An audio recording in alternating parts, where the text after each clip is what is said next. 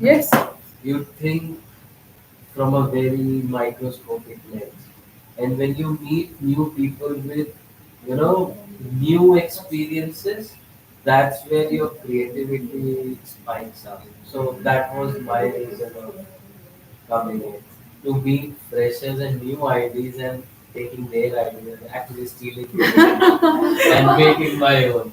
Inspiration. More of an inspiration. Okay. So yes, when we are into content, everything is about inspiration and inspiring. Getting inspired. I think inspiration would have played a lot more role in your life.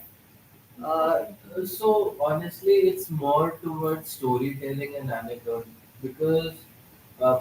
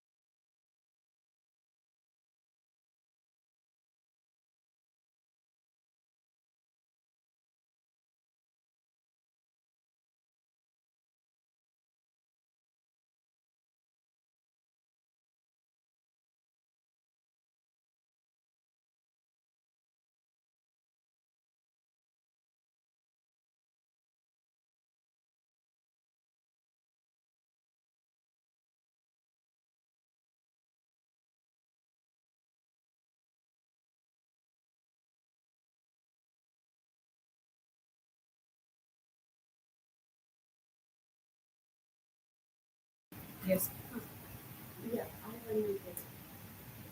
I would now like to welcome Sir to share his experience with us.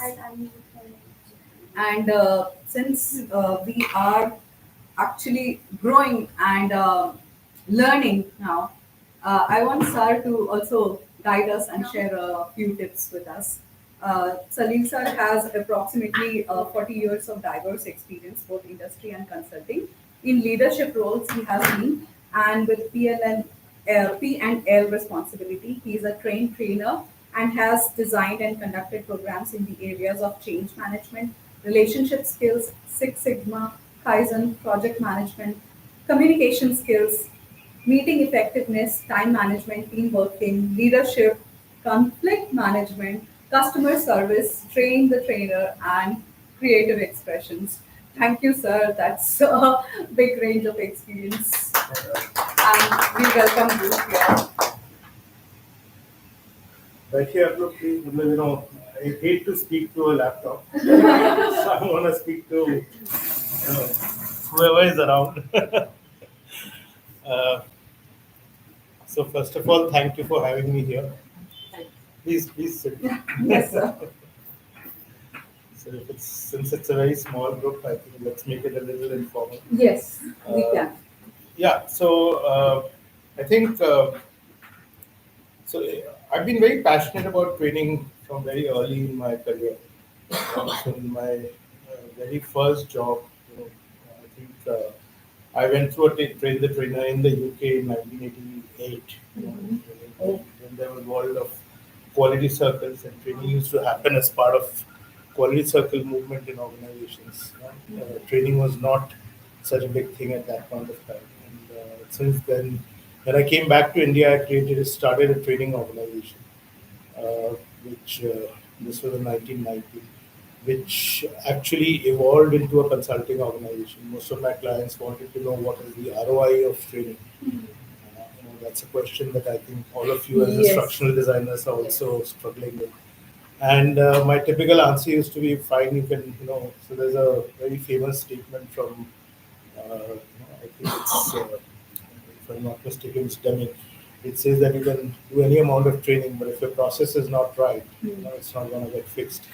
So training is important, very very important. But I think organizations don't understand that training by itself cannot solve your problems, right? And the processes need to be fixed to be able to actually make sure that the training effectiveness comes out of whatever you're trying to do.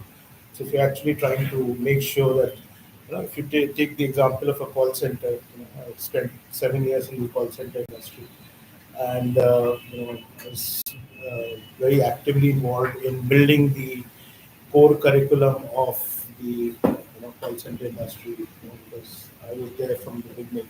So I started with the call center industry in '97 when I was part of the Genpact team, this very early team, and I used to head along with transition. I used to head training, and it was clear that if you want to move your metrics, training is important, but training is not going to be the only solution. Anyway, so what I wanted to speak to you about today, in this 15 minutes, is a very interesting subject. I'm sure some of you have heard about it, and it's called storytelling. Right? So Yes. you've all heard of storytelling. Yes, So, absolutely. I didn't realize that the entire audience here will be instructional designers. Probably what I'm going to say will not add. I hope you will get something new out of what I'm going to say. Definitely. But storytelling has become a very active subject in recent years. Everyone is talking about it. I wrote a post about storytelling a few years ago on LinkedIn.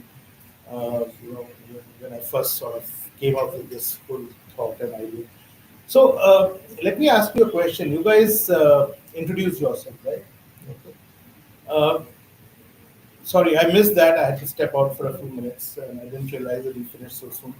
But what do you think when you are trying to introduce yourself? So, if you want to introduce yourself, what would you say? I would say that I make learning easy for everyone. Okay. So whether it because I have taught children, I had been an academic professional.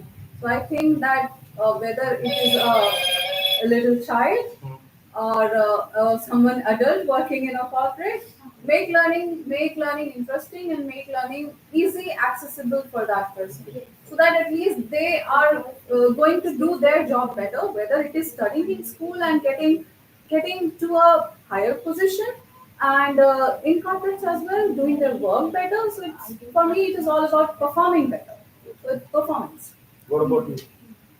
So I would try to create a sense of the flow that I've gone through in my life Hmm. in a short span of time. Whenever I'm introducing myself, they get a sense of who I am in a very short segment. I guess that's how I would. I have different approaches for different Sure, sure. audience. No, I love to hear that. So interesting.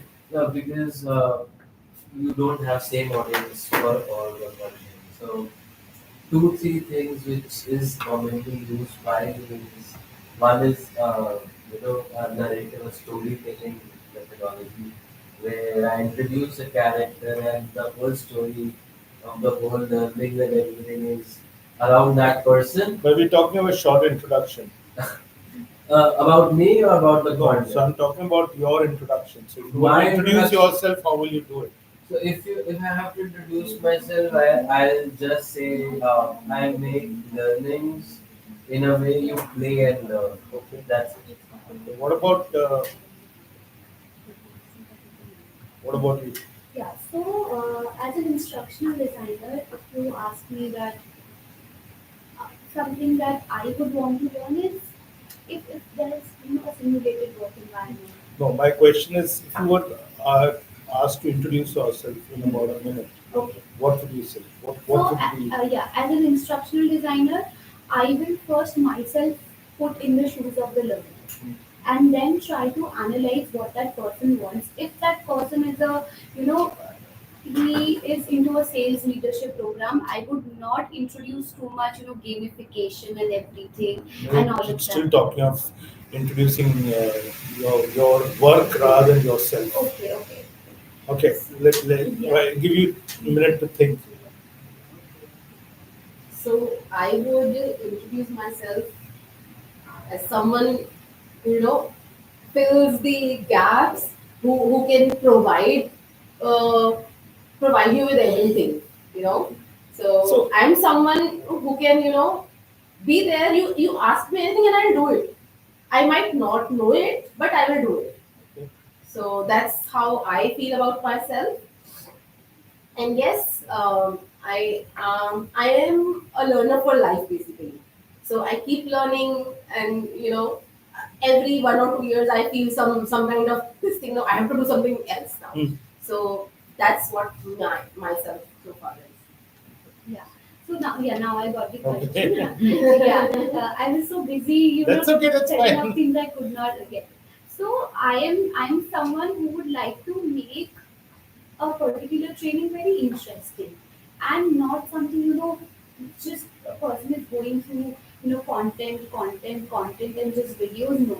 I am someone who will make that kind of training to the person interesting so that he would be so intrigued to go to the next page, like what is coming up next, what else I am about to learn. So I am that kind of a person who will make something interesting to a learner that no, I have to learn it, I have to do it. That kind of motivation building I want to. So interestingly, all of you are focusing on L&D and not focusing about yourself, right? The question is, really, how do you introduce yourself? And this typically, any networking event, any occasion to meet someone new, typically the question will come up.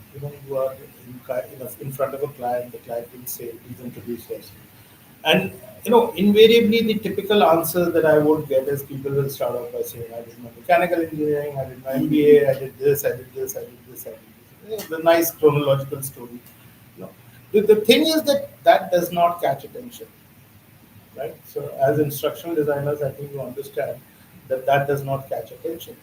And it is very important for you to actually think of who is the person asking that question. So right now, if I'm asking for your introduction, right? How many of you thought about, you know, if Salil is asking for an introduction, what should I say, right?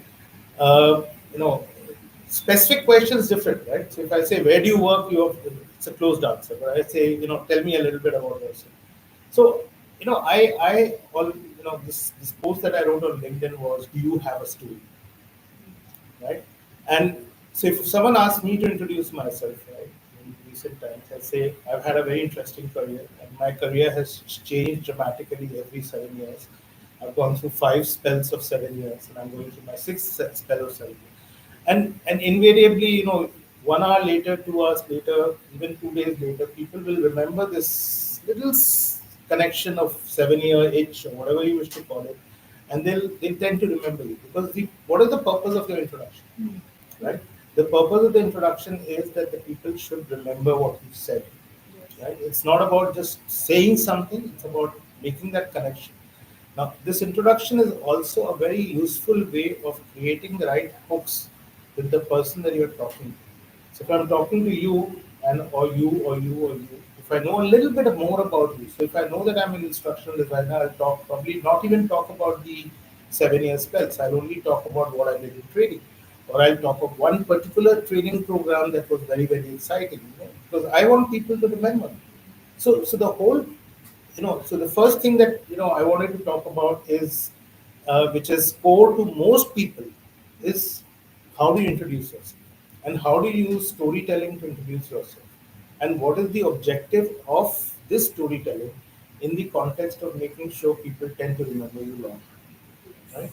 So I, the other thing that is very, very relevant to point out here is something what's your name, sorry? Akash. Something that Akash said is, you don't have to have one particular story. The story will change from person to person. So if I'm going into a meeting where I'm pitching for a training program, I may talk about my experience in training. If I'm going and pitching for consulting, I may talk about something from consulting. If I know about the client and I know that this client is from a particular industry, I'll bring in something from that industry to make sure that that person catches on. And please also remember that this introduction, this storytelling, is also a way of starting a conversation. Introduction is usually a formality, right? It's a formality it's like an icebreaker, Yes. right? It's an icebreaker to get people started, get people to start talking, right? So if you do an icebreaker where you say, hey, what, and that's what makes a lot of difference. So I'm writing a series of posts on LinkedIn these days about what is taught and what is learned, right? So a lot of things that you are supposed to learn or you learn through practice are never taught, right? So I still haven't given it a theme, larger theme, but it's really about how do you learn these things. So for example, speaking or introducing yourself, right? Nobody teaches you how to introduce yourself, right? And invariably, when I go and talk to a lot of these young college students who are eager to get their first job or preparing for the interview, I always ask them. So and typically the first question in interview is tell us about yourself, and the person will just start rattling off. And I say, listen, all that isn't there in the resume. The person has already read it, or at least is supposed to have read it. So why don't you create a hook? Why don't you start with a story that actually engages that interviewer, and you can use that story to steer the conversation into a direction that you would like. But the one question I have, Sure. because maybe you think that way, but if I start with the story, the interviewer who is asking me might not be interested in knowing all of that stuff. Might not be interested in knowing, the story or whatever I'm, building to introduce myself. So he might want me to come to a point. That's it. So Sure, perfectly. then So, what? so you have to be receptive to the audience, number one. Yes. Right? You have to be very receptive. So if I'm saying something, number two, be brief, Mhm. right? So don't have a 5 minute story, right? Most people will have the patience to listen to you for 45 seconds to 1 minute. So I don't know if you all have heard about an elevator pitch. So I actually ask people to you think of an elevator pitch. Think of it like an elevator. You literally have 30 seconds. That 30 seconds or 40 seconds is what you need to be able to build that connect. And that connect is where the conversation will take off. Right? So if I was sitting, let's say, in a generic audience, suppose I was even if I was in a social party right now, and I was standing on a table with a group of 6 people and we say, Salil, so what do you do? I may not even say I'm a consultant. I may not say I'm an author. I may not say anything. I may say, hey, these days I'm having fun and I go for these treks. Right? Because what is my objective? The object Yes. these 6 people standing with me at a table in a party are not likely to give me business. Yes. Right? What is my objective? My objective there and then is to have a good time. To create a conversation which could be of common interest to everyone, or if I can be a little more selfish, which will create an interest of these 6 people in me. Yes. What are you trying to do most of the time? Sell yourself. So, You're sir, trying to one make an question. impression, right? Yeah. So, can we bring some kind of personal stories in this, in the sense that we did something which led to something great, but it was personal. Sure, absolutely. Why not? It depends. So I would not do this. So it depends on the situation. Depends on the situation you are in. Depends on how much you want to tell and how much is important to be told. So there are some critical Yes, you have to information. actually put filters. Right. So there is critical information that you need to communicate. Right. Again, you know, most people, if I again take an interview situation, most people start with the name. I'm so and so. Mhm. Oh my God, he already knows your name. He just called you and said, Mr. So and so, please come. So why do you have to start with the name? So we don't filter out irrelevant information. So focus on that which is important. So this is it's not the easiest thing to do. Right? Needs to it needs a lot of practice. But I would definitely, and I use it all the time. I organize a lot of networking events for the IM community, and we've been doing events for 15 years, every first Friday of the month. And I meet a lot of people, and trust me, my introduction is literally 5 lines, and it's probably different in most cases, right? So, depending on the person, you talk to the person, and so you gave a nice introduction of me right now, which rightfully you picked up everything related to trading, right? The same thing, right? I may not pick up everything related to trading. I may talk about the books I've written right now. Mhm.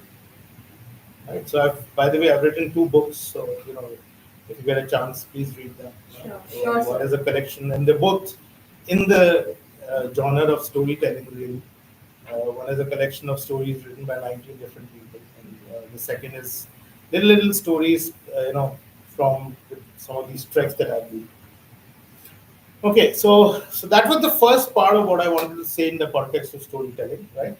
Any questions? I have just 5 more minutes to talk about. Yes, sir. So the basic question that we all will at some point of our career will be thinking about is about consulting. Okay. Consulting is a big thing because when we grow and become a senior like sir someday, that time we will be approached for ideas. We will be approached for how can we do better and how can we make learning a better thing for everyone and should not be forced upon. It should not be something that is cramped. Whether a person who is going to speak to someone and he needs communication skills is taking some kind of learning. So, how can we become better consultants? Okay. So before I answer that question, let me just take a few more minutes to talk about one more dimension of storytelling, right? Which is probably a lot more relevant to you, or more relevant. The first one is also relevant because as an individual you have to introduce yourself all the time. The second one is more related to your career, which is instructional design, right? So how many of you are using storytelling as part of your instructional design? You already are. Okay, great. So I know that in the last few years a lot of this has happened, and we all know why it's so important, right? The human brain is wired to listen to stories. It's wired to listen to connections. It's wired to, it makes people understand things better. It has higher retention. It has greater motivation for you to actually sit through the program. And if you make it exciting and interesting, that's what a story does, right? So, but coming back to her question, right? I think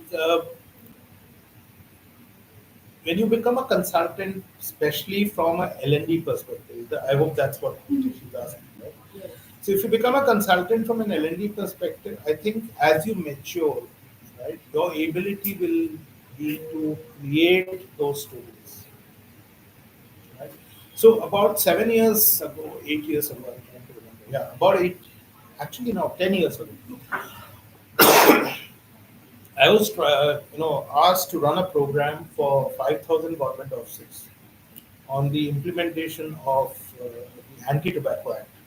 There's an Anti-Tobacco Act which is not followed, and it was very easy for me to actually create a program which said Act has first rule is this, second rule is this, third rule is this, fourth rule is this, and spend so much time talking about these different rules and giving them the text of the rule, etc., etc., etc. So, but what I actually did was I created a 1 hour module. And these are police officers. Getting police officers to sit in a training program is not going to be easy. Yes. So getting them into the room is difficult, and then getting them engaged and to sit and listen to the program is even more difficult. So we created a program which which was actually in 3 parts. The first part of the story was to actually tell them how big the problem is. What happens to people who smoke or people who use tobacco. What is the scenario? Because and we did a lot of drama around it. So we made it dramatic. We made it. We put in all kinds of pictures and videos to say that look, this is a problem, right? And the second part was really about introducing them to the fact that they can do something about it, right? And that as police officers they have a role to play, and then to actually get their commitment. So we actually got them to sign a pledge. Right? So we gave them a piece of paper with a pledge, and it's all part of the training program. And we got them to sign a pledge to say that yes, we really want to do something about it. So the first is awareness. The second is identification of the problem itself.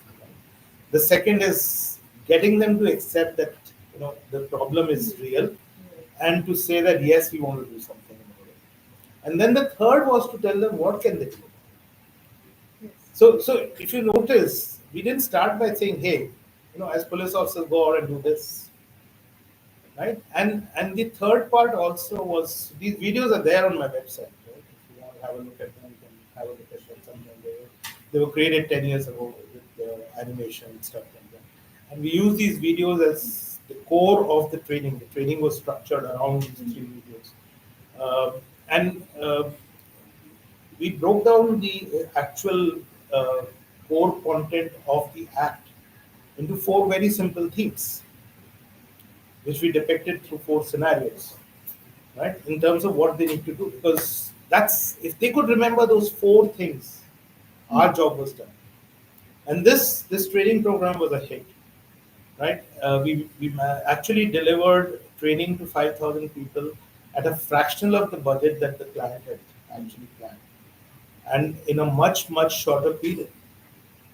So I think, as a consultant, I think what you need to do is to be able. What you need to be able to do is to think creatively, right? So the real test of a consultant, in my view, is to be able to come up with new ideas. Yes.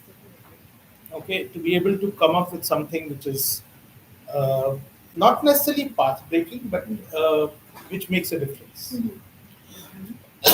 and could make a difference in terms of cost, time, because those are the typical metrics that most people use, and that's I think thanks. That I think is the crux of moving up. I think people will recognize those who are creating value, by and large. Okay, although a lot of different things happen in corporate world, and I'll not get into that, but most people who create value tend to get recognized. So at least we like to believe that that happens. I would not like to prescribe anything different. No, sir, but this was beautiful. So there was a bit of selfishness in asking this question because I was recently advised to now start preparing for it at my workplace.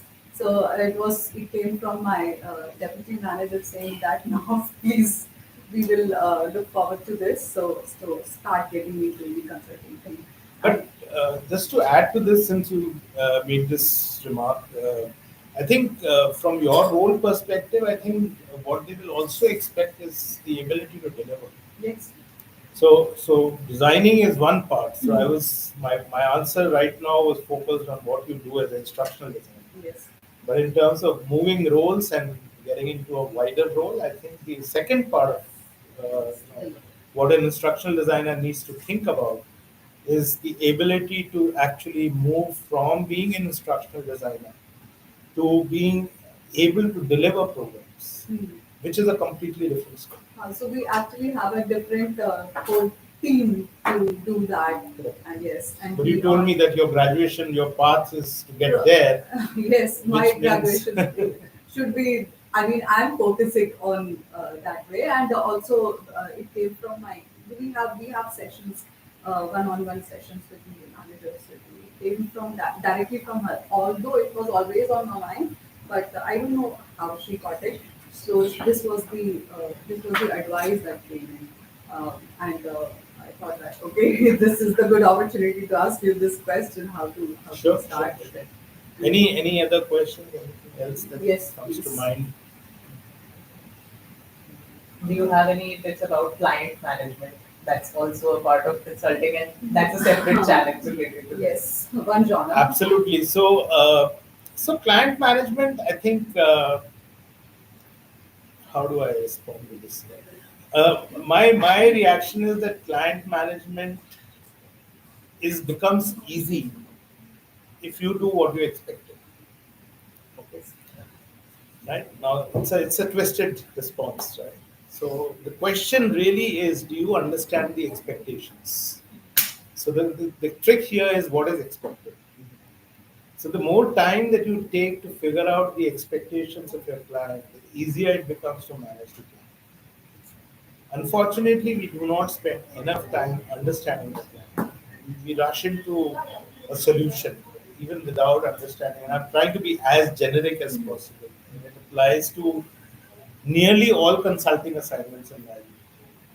So don't have the urge to start jumping into a solution. I must tell you another story, right? So there's this person who actually sold L&D programs, and I got this person to um, an introduction with the CEO of a large company, and as soon as he walked in, he opened his laptop and started with his presentation, and the person sitting on the other side tried to interrupt him a couple of times, but it didn't work. Right? He ignored it. Um, and my simple question to that person was that you gave him a presentation without knowing what he wants.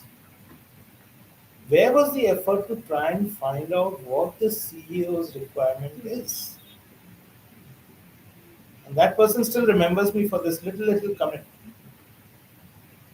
So you walk into a client's room. I don't. I typically stop going with a presentation or a set presentation many years ago. Unless I had already spoken to the client and I know exactly what I'm supposed to be saying.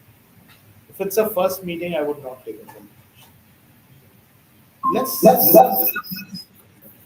Let's listen to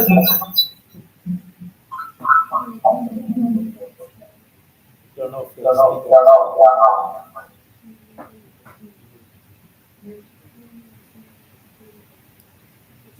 So no, that's okay. So give the chance to the client to say what they want. They've called you for a training program or to design a training program.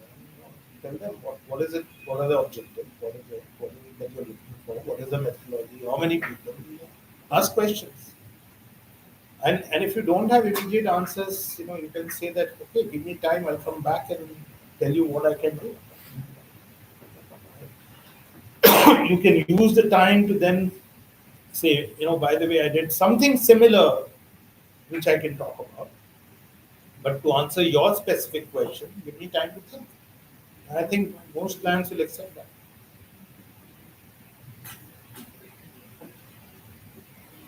I have one question. Sure. Because whenever we are dealing with the client and then we have internal stakeholders, with so many stakeholders on board on a training program, let's say it's a web-based training or some kind of training program where you create it right now and then it is going for the month. So if you are creating it and then you are trying to implement those the fundamentals which we have learned, the AD and multiple things are there. So you're trying to implement, but with so many stakeholders, What on is board, AD, sorry? it's an instructional designing principle. No, just. Adding. Oh, okay. Sorry for my Adding. pronunciation. Hmm. So add your several others are there. So whenever you're trying to implement them, so many stakeholders on board, it becomes a mess most of the time. Then at the end, you end up creating anything, but yeah, sometimes it turns out to be great, but then you are internally not satisfied that I was not able to implement the principles. So what is the solution for this? So before I answer your question, can I ask you what do you do? In the next section, decide. Where? What context? Oh, so basically, I work with Napier Healthcare. With? Napier Health. Okay. So what I do basically is I create training programs for our customers. Okay. So our customers are hospitals and health clinics. So whenever a new feature of the product or a new product they buy, I create a training program for them. Understood. So I think you know my simple response to your question would be don't throw models at them. So if you are going to tell them in your first meeting that I've got this wonderful model called Addy, which I'm going to use now to make sure you need to respond to this, right? Because you have gone with this preset in your head that I need to follow this course structure. Your client does not understand that.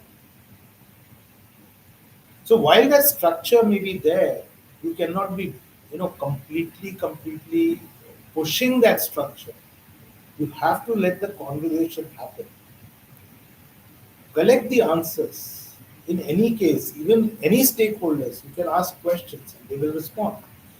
But don't say no, first tell me this and first tell me this. Sometimes they will just tell you lots of things which will fall into different buckets. And then you use your model to say, okay, how do I now fit this into a larger piece? But even talking of customer centric training, right? I think it's very important to with the amount of data that is there on the web today. I think it's very important to make sure that you are crisp, clear, and to the point. You know, besides everything else, and understanding expectations is the key, and a lot of us falter on that direction. So the problem was here only that sometimes we don't get to know the expectation in one go. Most of the time it happens that How many questions do you ask? maybe that may come Even out if that. even if they don't respond to your questions, follow up with. So let's say you have had one conference call where people tell you whatever they want to tell you. Sometimes they will not let you even give you a chance to speak, because they are all there to just to download the calculate, right? So follow it up with a mail and say, hey, I understood the following, but these are all the questions that I still need answers. So your creativity comes in framing those 20 questions and say, hey, unless you give me these answers, I can't do something interesting for you. So getting expectations right is a very important thing in the consulting context. Thank you. This was brilliant. I think that's a great deal of knowledge we will be wrapping hope up so. and taking with ourselves, and will be using them for a very long time. I would now invite Pramati to do the honors for Salil sir, and let's give him a round of applause for being with us. This Thank was you for- wonderful. Thank you. Thank you for coming and being a great speaker. Thank you, sir.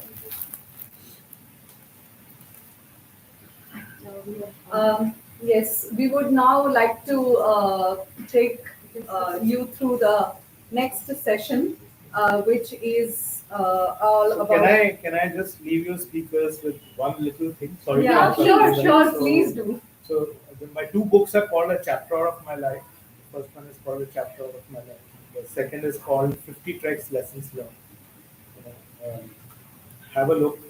Even if you Google.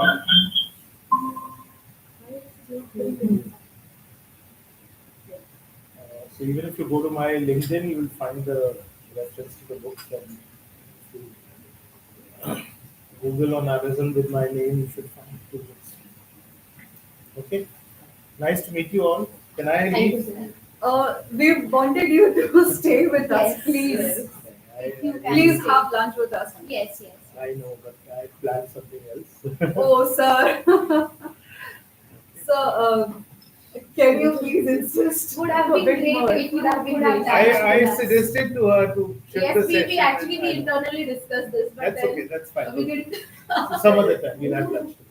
Yes. Sure. It was a pleasure meeting all of you. Thank you so much, sir. And Thank pleasure you. speaking Thank to all you, of sir. you. Thank you. Thanks for speaking to us. Stay in touch and Yeah, yeah. Yes, please, we will be. Thank you. Are you gonna take it with you? Thank you, sir. Thank you for coming. Thank you for taking your time.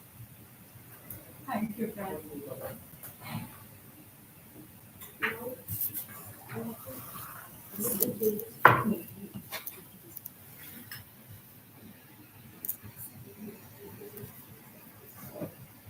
who's the next speaker? No, no, Amit.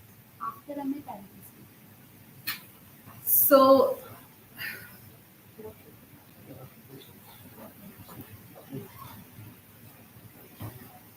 Salil sir gave us some really wonderful tips about introducing ourselves. And introduction is a part of conversation beginner. It serves as a beginning of a conversation. So, how can effective conversation be done, and how to improve our conversational skills? We are going to have it in our session, and let's invite Amit Lala sir for giving us those really good pieces of information. Please welcome Amit sir.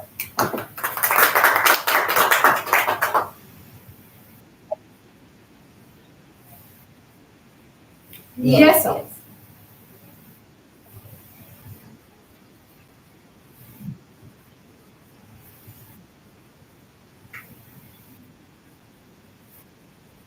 Yes, sir. Sure. That You have to That's it. that way. What happened? And also come participate. Yes, we all move. I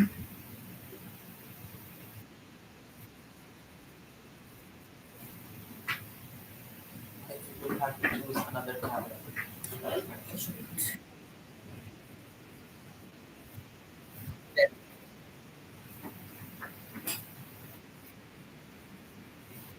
Yeah. Good morning.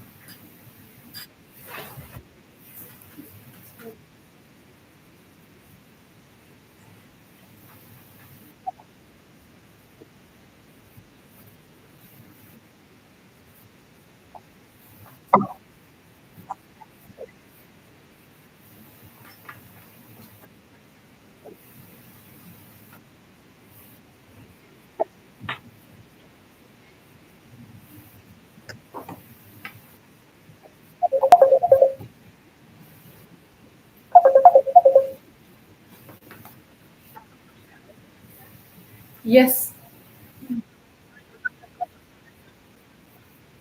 Sure. Yes. Yes, that works. Yeah, yeah, I'm also seeing. I'll just say something. Fix it.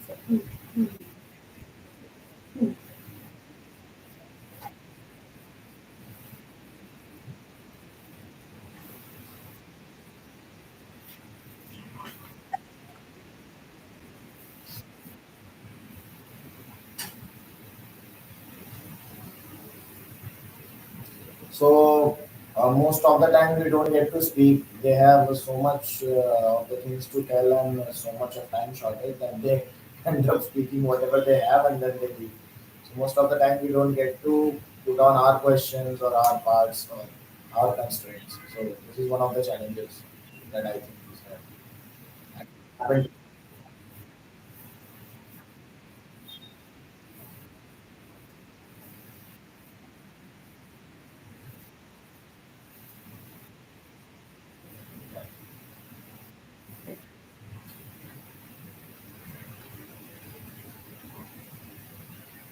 I think sometimes we are not able to get on the same page.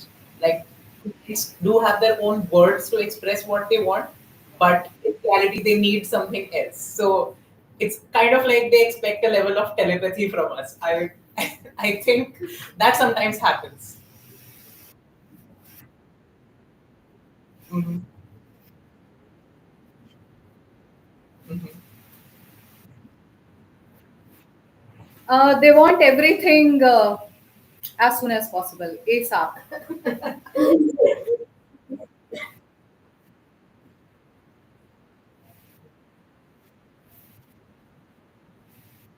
Right. It comes like a request comes at 4 o'clock in the evening, and we have to deliver by 8 o'clock in the night.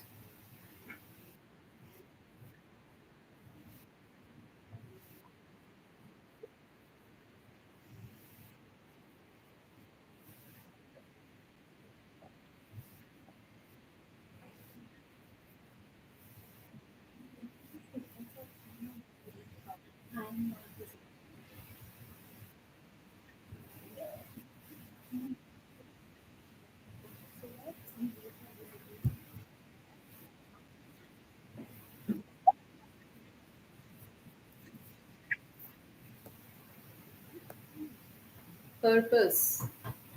Objective mostly revolves around what needs to be done and who will receive the output.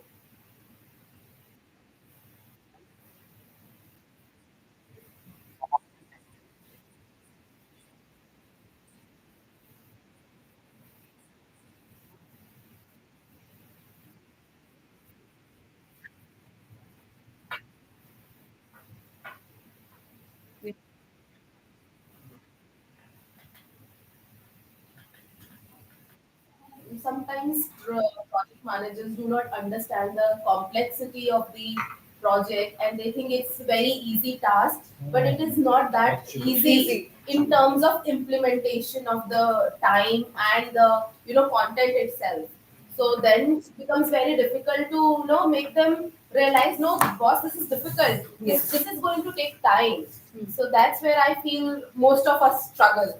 They don't realize the difficulty level of a thing, of a deliverable.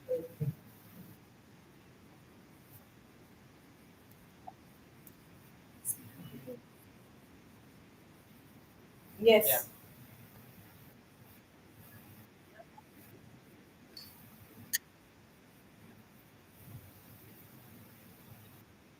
Yes. Yes.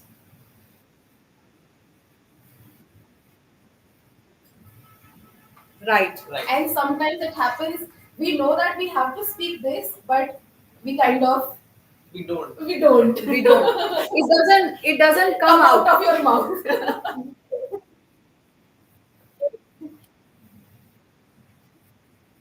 So this leads to, actually I wanted to say that this leads to then internal team talking about whether, why didn't you say this Yes, when yes. it was this thing, you should have put it right in front of these stakeholders. Or it can be the opposite way, you should not have You should said not this have to said the this. stakeholders. or let's keep it to ourselves, otherwise the stakeholder will think इनको कुछ नहीं आता है types.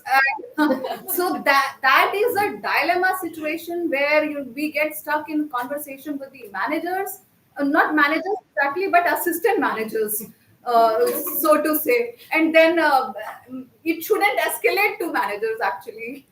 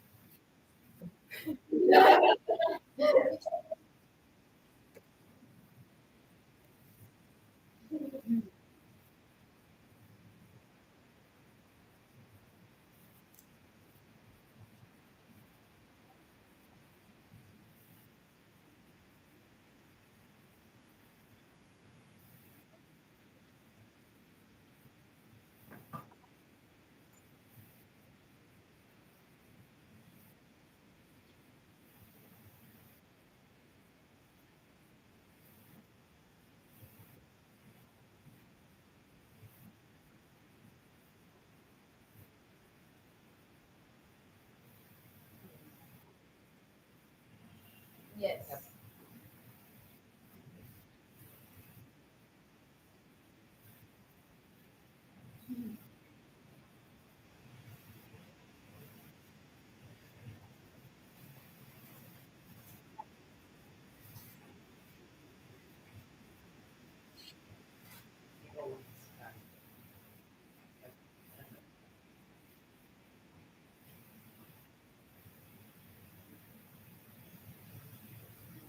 Do I need to stop sharing?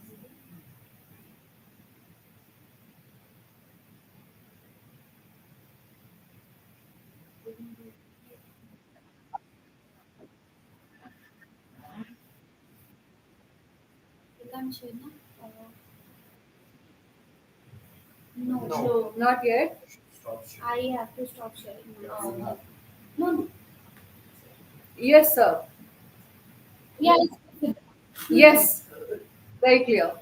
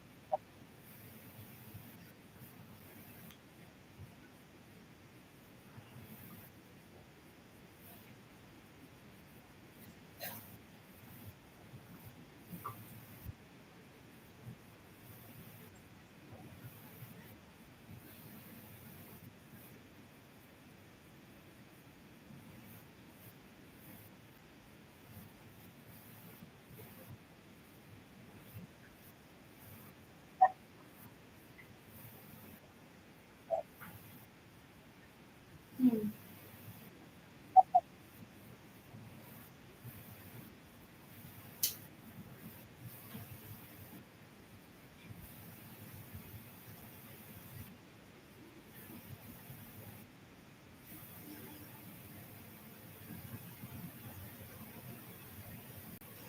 Oh, that's nice.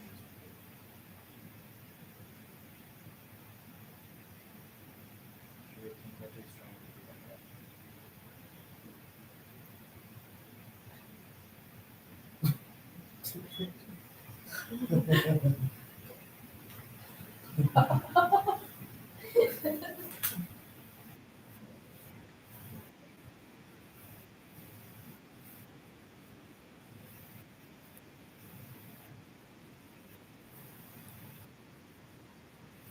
Yes. Yes.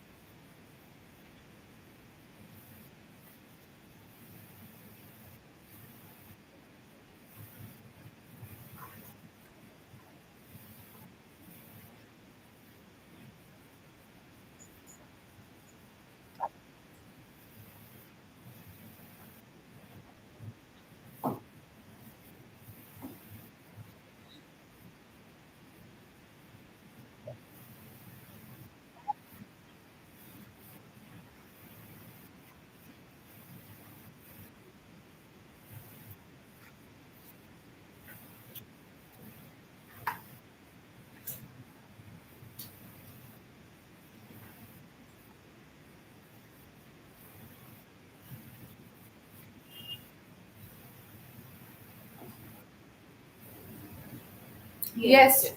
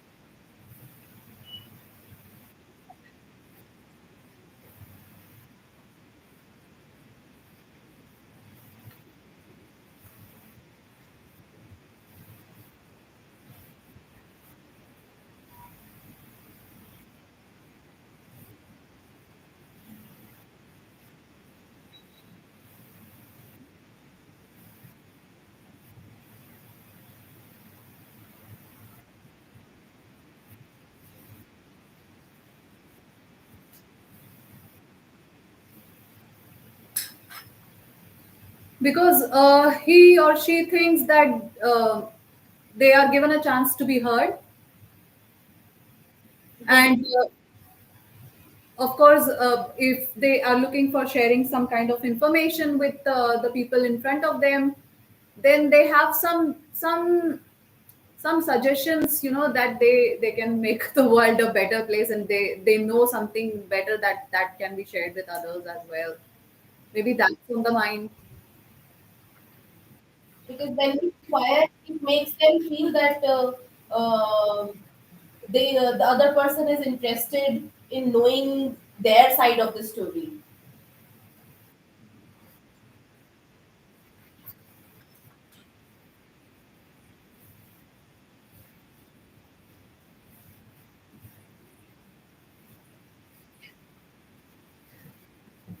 Yes, agree.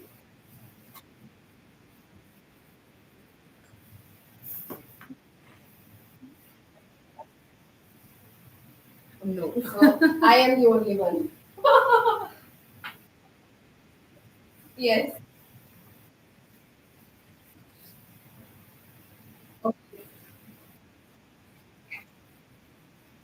Okay.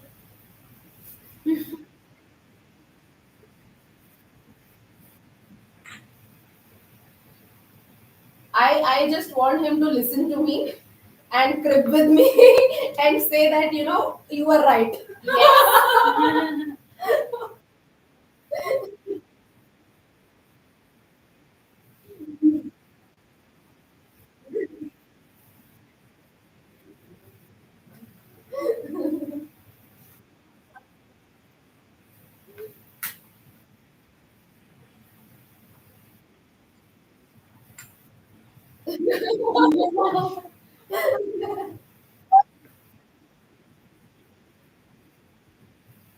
Yes.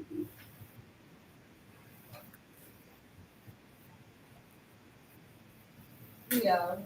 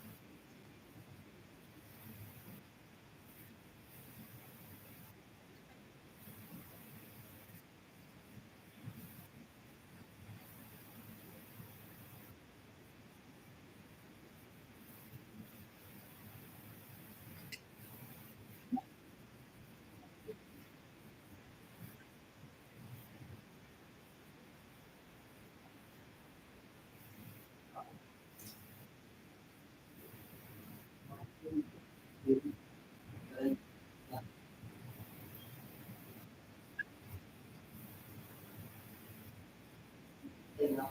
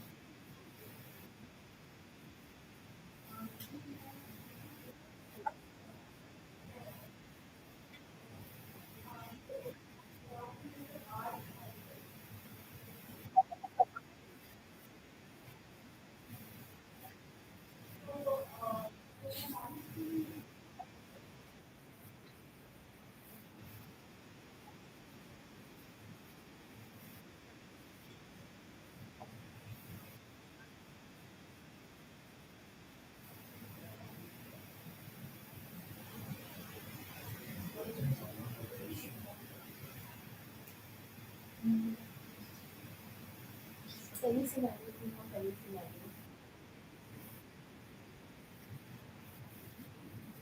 Your Your voice is your breaking, Amit. voice is breaking a bit. You want to write? Yeah. Yeah. Can you please repeat your question?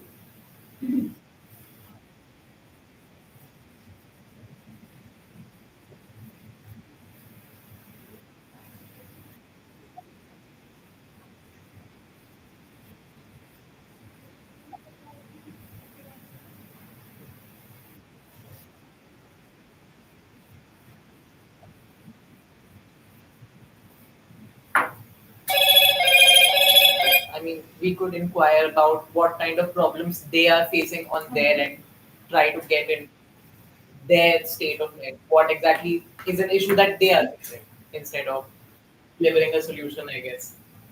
And if you know about their problem, we can ask the detailed question related to that problem. So they can feel that we already know about that topic.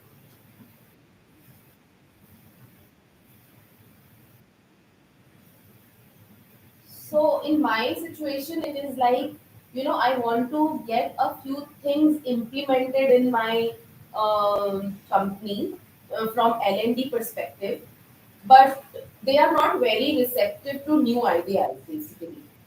So that's where I find this challenge that, so,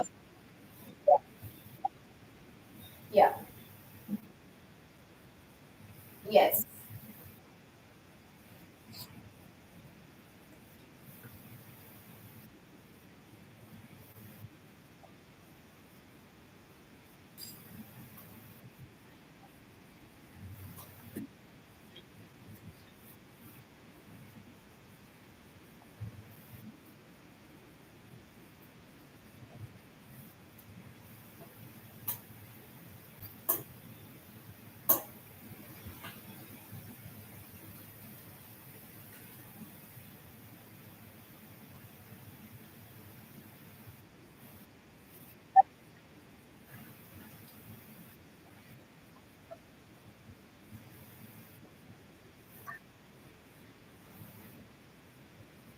Okay.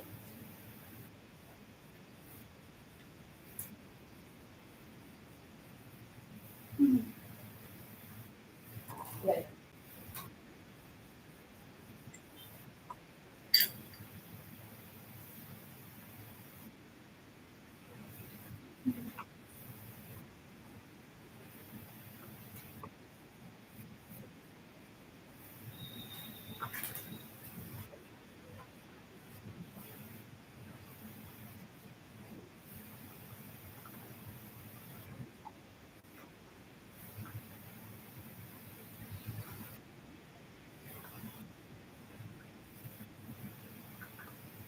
What is the fourth question? Stairs and goes to the first floor.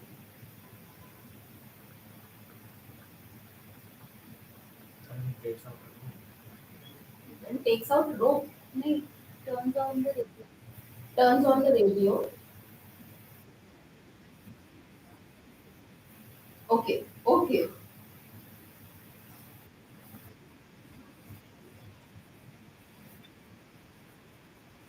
Mhm.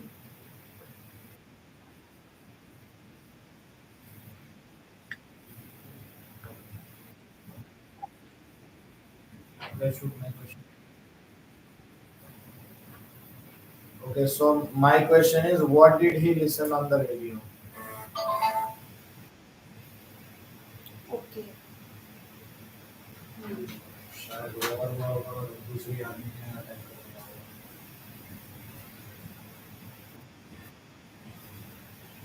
Before we launch it to him, I guess we are doing it as a team, so we should discuss. Yes. Oh, yeah, Yeah, yeah. That's my question. But now that he goes to the first floor. Uh, At 3 a.m., he takes stairs and goes to the first floor, and then switch on the radio, He and takes then out the rope and takes hangs out rope himself. and hangs himself. Hmm.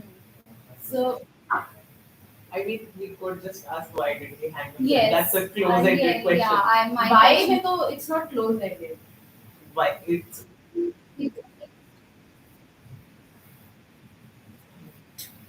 I mean, there would be many. Yes. Why? What was he doing before he woke up at 3 a.m.? Oh, like before that. Okay, close. So answer has to be yes or He no. was sleeping. Answer has to be yes or no. One word. Okay.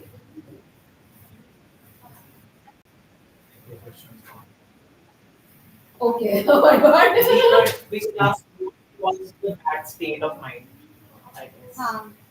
Because Yes, we can yes. make the inference that state of mind isn't really good. Yes, So yes. What caused the that state of Okay, so what caused him to take this step? what is the cause which okay. Bad state of mind. Okay, was he depressed? Was he depressed?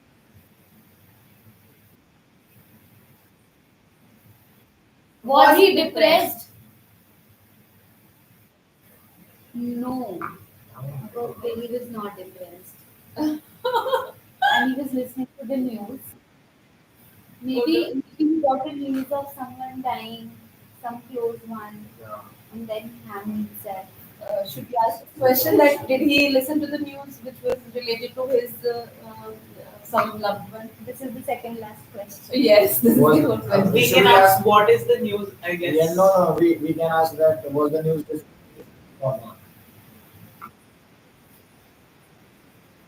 Yeah, exactly. That's what I mean. Yes. Okay. Yeah. And why did he woke up at 3 only? Yeah. Because he was not depressed. And he listened to the radio then?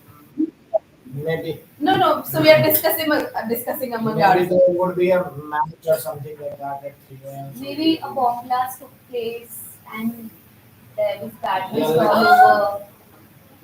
What's the news is also open-ended, basically. But he Uh-huh. said it, the hanging of himself is related to the news. Yeah. It's related to the news. He heard something on the news and then he hanged. News तो पूछ सकते हैं लेकिन news क्या है? That's not open-ended. That's what's the news is open ended. No, But how was would it we have already asked the news was disturbing or what? That is related to the incident, I guess. Right. That we have reduced. So what was there on the news? What was there on the news? What was It's an open ended question, no? Okay, I think we have. What we can go like this. Was his relative involved in the news? Some loved ones. Loved one. No. So time was running out, so I asked.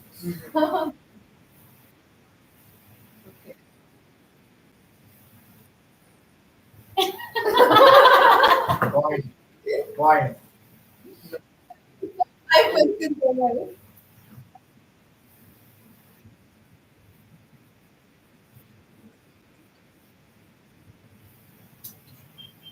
Okay. We can ask one open ended. Why did he? Why hang did he himself? hang- Why did he hang himself? That is. So that's what I Exactly want the to question. know. Yes, it makes sense. What do you say? That's the question. Why did So why did he hang himself?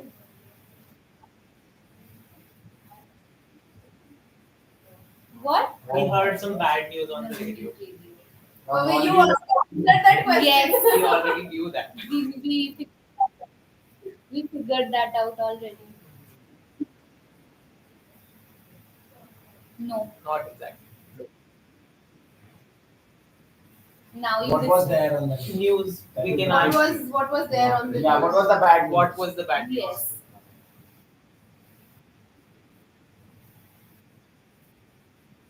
So some of his relative was there. I- But he said that no relatives were involved. So maybe you It was his ship. Was this his ship and he Ah. made huge losses? Could be. Could be.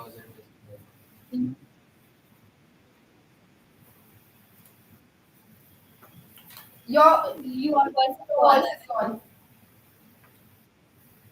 Your voice broke in between.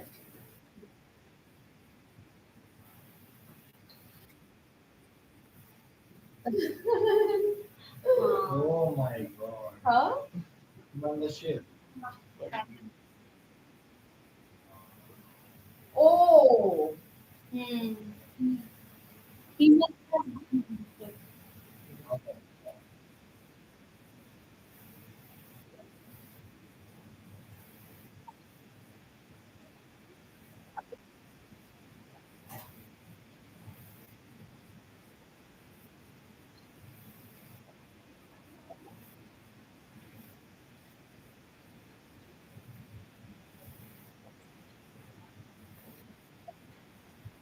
Okay. He could have oh, asked what did he do? What was What his was job? job?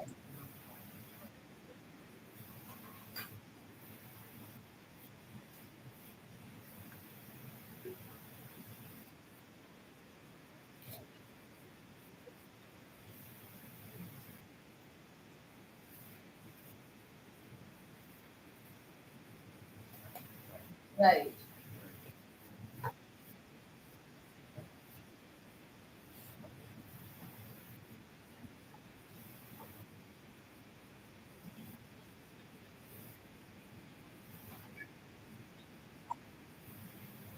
Ah! Right.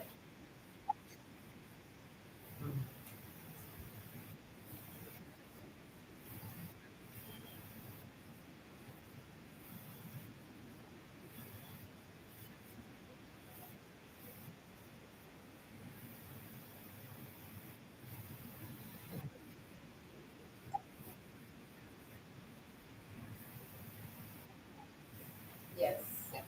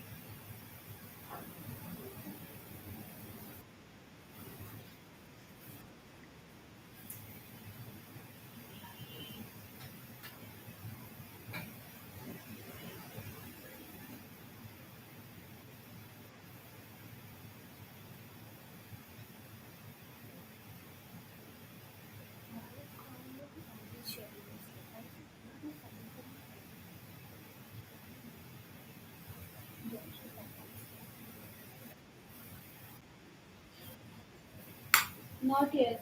No.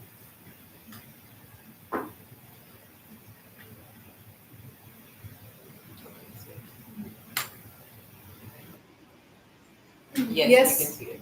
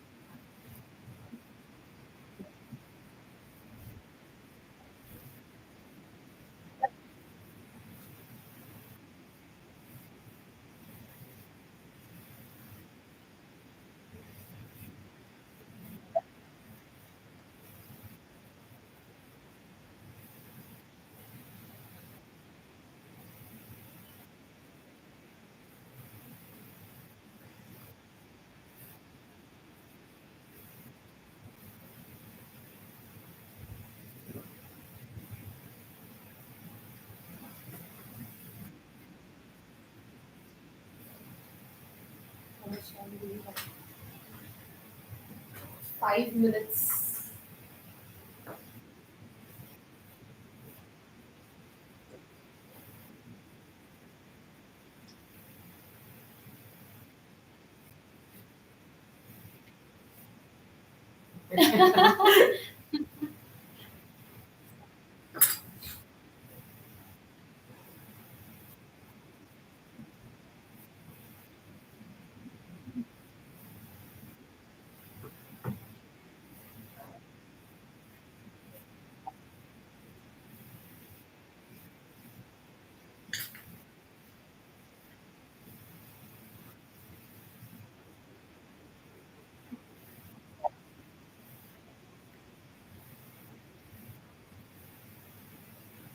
You're always busy.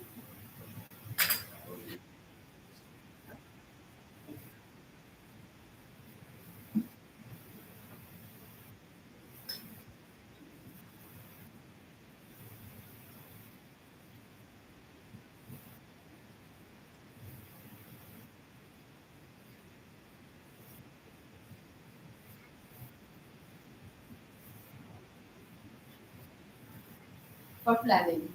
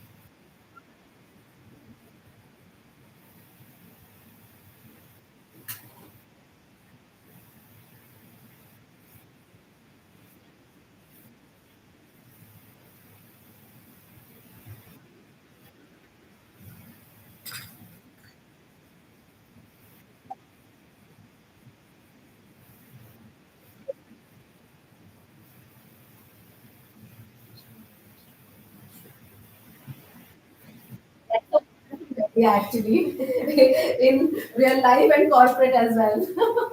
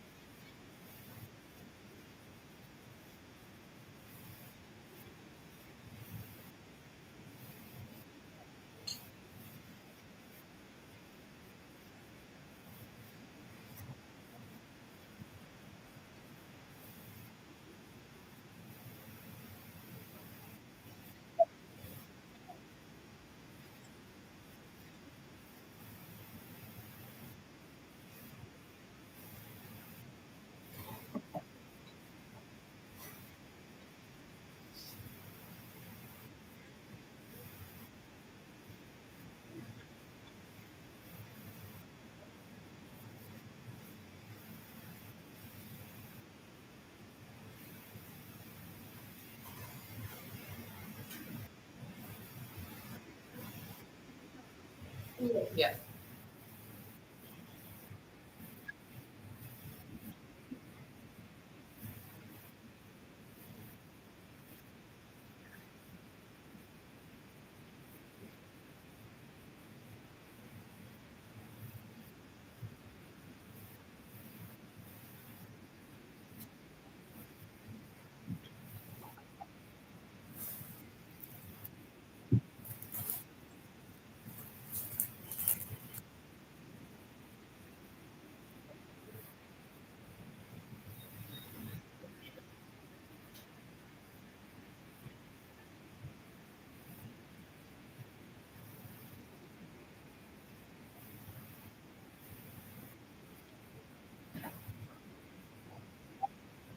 Yes, yes.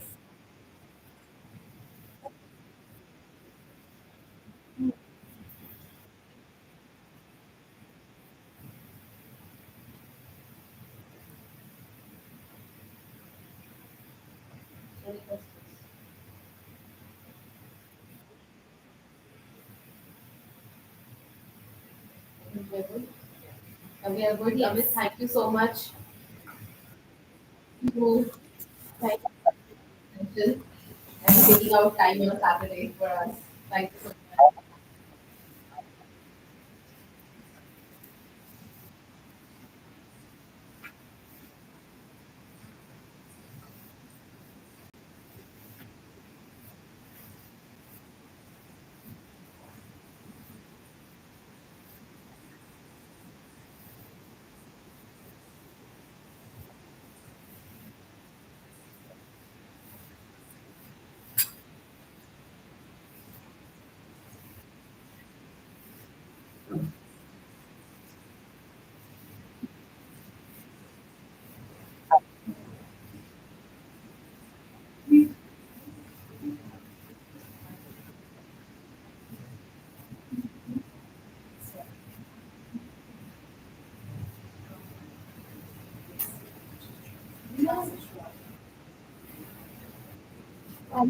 Thank you, Mama. Thank you so much. Thank you so much.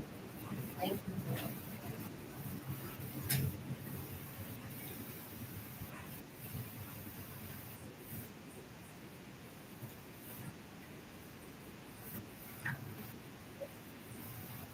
Yeah, sure. So I would like to introduce our other guests also. Devu and Manali are joining us, Hi. and no problem. That's okay. That's okay. Our sessions are actually done. No problem. Thank you for joining us. Pleasure. And now we have a short break with us, so we can have a sort of chit chat or Yes. introduce ourselves. Sure. And Because I we want didn't get a chance to to get meet to know Devu you, and you can Manali. introduce Yes, yourselves. yes, please. Certainly.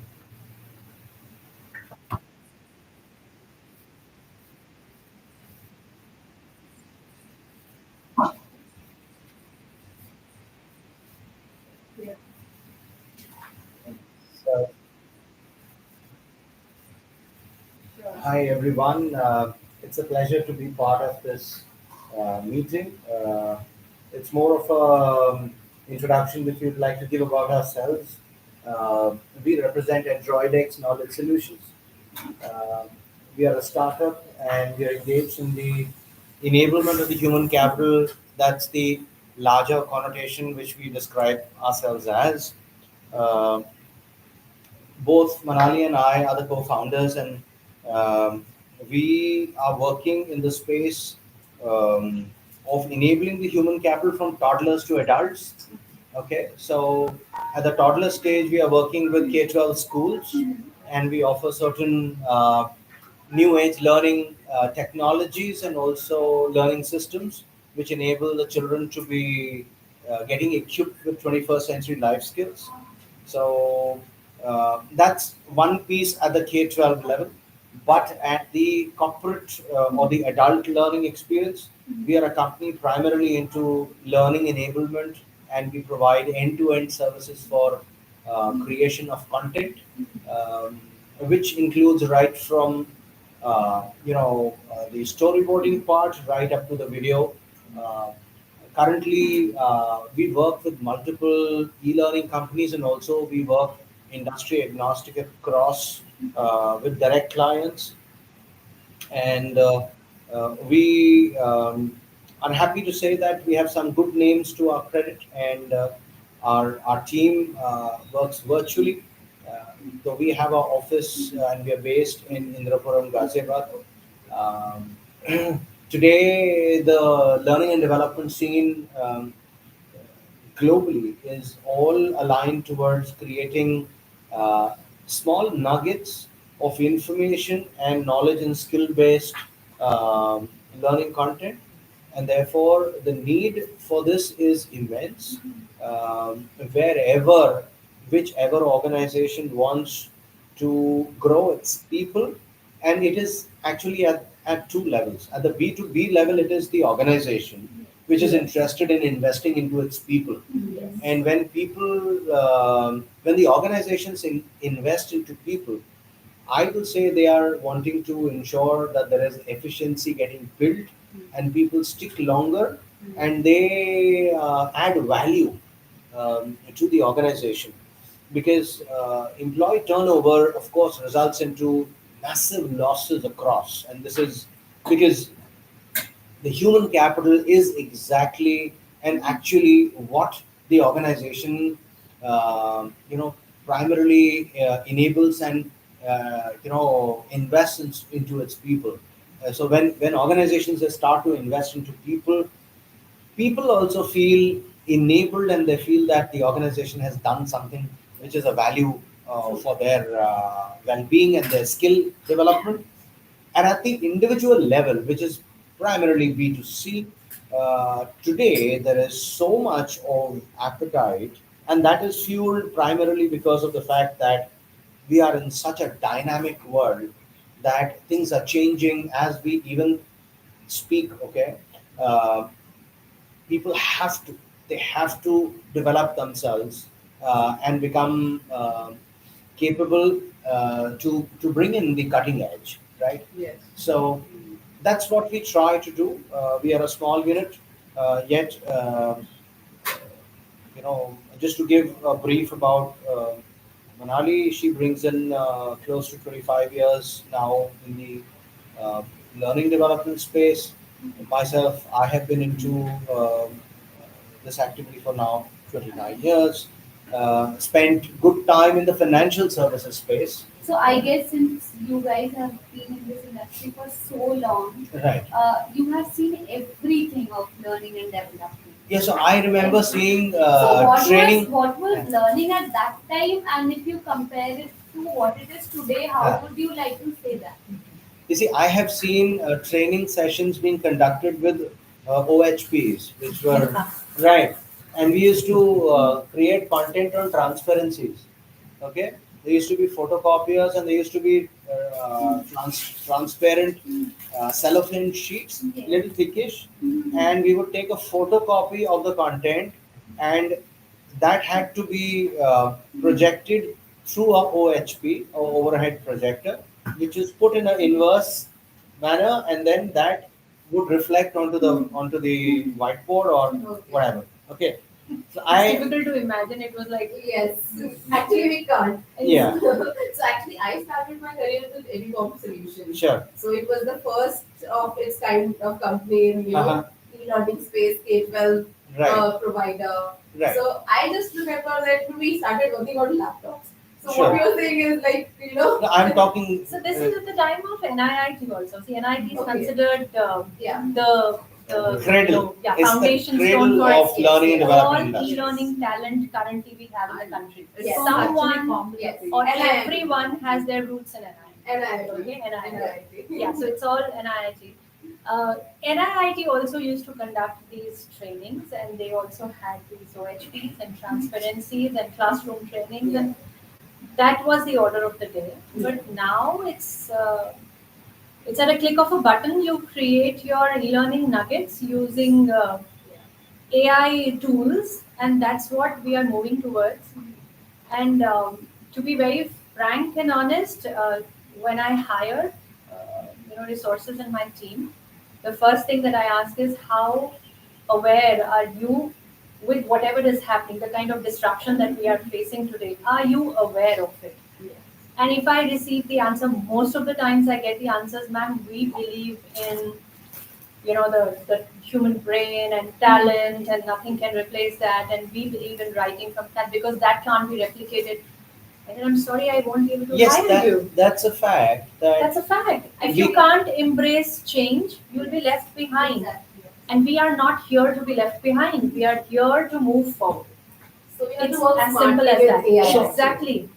My thing on this is that You have to apply your own brain to you. How to Completely. use AI and how to make it work for you. Exactly. Have that value add so that the client doesn't go for a synthesia and they are satisfied. They won't be able to give that output the way you will design it. just and to get add it. what Manali is saying, today Efficiency is all about doing more in less time, right? Yeah. Yes. So if I have to create a video nugget by first writing the script, verifying the script, and then going to a video editor and giving the script, and he doing the video creation, okay, it will take its own time. Today, if I have to consume and create data, it has to be mass consumption. That it has to be like an assembly line, you see. But nobody is going to be taking away my ID capability or my visualization skills or my understanding as to how this particular content is to be created and presented. Right? That is my human capability.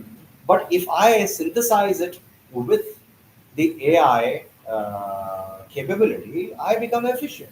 Yes. Right? That's where the game change is happening. So today we get clients increasingly giving very, very crunched timelines. And where are they stemming from? They're stemming from this fact. Yes. That we know that things can be done in this way. 24 hours is the turnaround time. Now you've got to see if you can make it happen. Otherwise, we've got plenty more in the market. Yes. So that's the time frame that you need to work in. So today the world Work is it moving smartly. towards creating, content which is. Why do we get into the fact that we will have to hire a camera crew? There'll be lights, there'll be audio. There is a lot of, I will say subjectivity to the whole thing. Okay, there can be malfunctions. Today, when you write a smart script, okay, and that can also be chat GPT generated, Yeah. okay, um, use your own human intelligence and your subject matter expertise to vet it, to curate it, to make it more relevant, Right. because there can be hallucination by ChatGPT. Yes. Don't allow ChatGPT to To guide hallucinate. you. I mean, Yeah. So So the sometimes human that is element will robotic. keep You can ChatGPT You grounded. can put in your little bit of human side of it, and Yes. it's good to go. yeah, yeah. Absolutely. Yeah. And then you create a smart script and you feed it into a tool Yeah. which generates a video output for you, and you embellish it with OST, and you embellish it with on-screen text and other stuff, Images, and you're, Yeah. you're ready. background That's- audio, and so much of So I'll tell you some very recent transition and major transformation that I've seen with one single client. I've worked with that client for 3.5 years. They were into creating executive level courses from world over universities. You name a university and they would have a course from there. There were faculties who were filled, and it was their signature courses that were being transformed into a e-learning and being open to the entire world to take it from wherever. Now, these courses had to be made into e-learning nuggets, put it on their LMSs, and people could, typical. Uh, this happened for 3 years. So the entire process and huge costs for each learning hour, huge costs. The faculties would give time, they would be filmed one full day, consecutive days altogether for multiple 24-hour learning, 36-hour learning, 48-hour learning courses. They would give multiple number of days. They would stand there, shoot. The raw videos would come to us. Their courses, their presentations would come to us. We would embellish and give it back to them. After 3 years, they also started discovering, there is a shorter way, there is a more economical way of doing it. Started putting pressure on all the partners that we need to do it like this. Templatize it. That is step one. Templatize it. Reduce redundancy in terms of the effort being put, in terms of the vetting being done, in terms of the chunking being done. We get those things done by the faculty itself. You know, we're giving the chunked up content. We are just embellishing it. Now that is also going, out. So embellishment is also happening through UI, AI tools. And so you don't need to do anything. So the costs came down from here to here, and they still required partners because AI tools का knowledge भी उनके पास नहीं है. They need somebody to do it for them. But that cost of that executive level course has come down from 10 to 1. That's the level of change that I've experienced in the last 1.5 years. And that's where we are going. So it has to be, should I say, it's Quite See, disruption. the world is looking at. Let's face it, there is plethora of content, available across all social media. Yeah. Across social media has been a game changer, and therefore, reaching out to people and connecting with them and getting their 15-second attention to glue them to maximum 2.5 minutes. Yeah. Right, that's the challenge today. Right, and organizations are typically not wanting to destabilize their business operations and getting people, especially salespeople, into a classroom, which is disruption of work. Okay, today learning and development has to go hand in hand, and it has to be completely as per their own needs and as per a convenient time, which could be any time. Right? So a person is, we all, I'm sure, as we retire into our beds, we are still onto our devices and we are looking at certain things and we're still learning, right?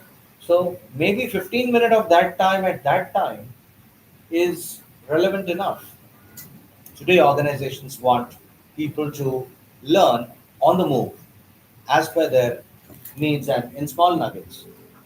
And that's how the synthesis of the human capability and the AI capability is making a leaps and bounds change.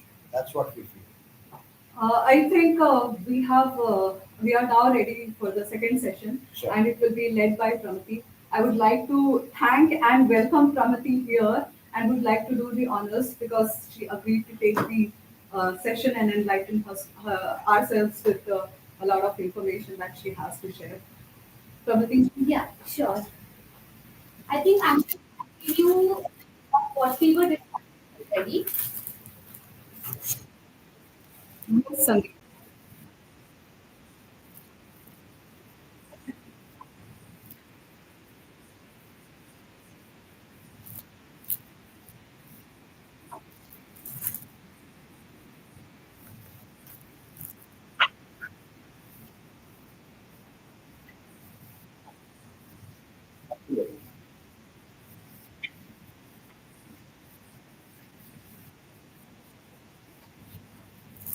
And a short tip from all of us to Pramati. Just a formality. Thank you. Thank you. Okay, let's continue. For a while.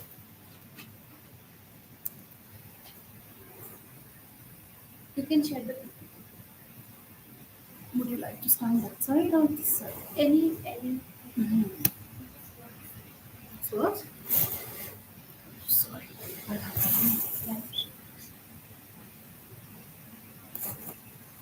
I just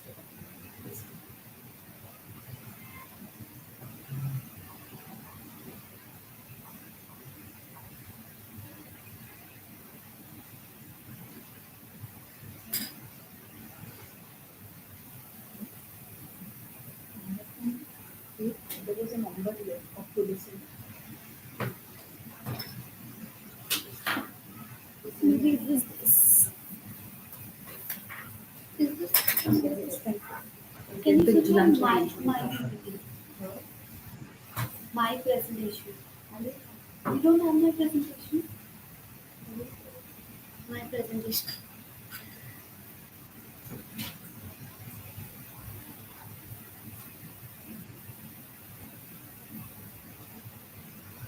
It's not connected. Mine is not connected. You can,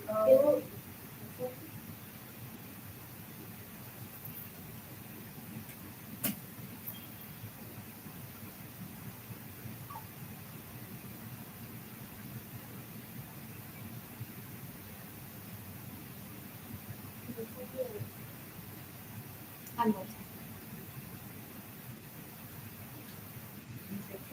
Hmm.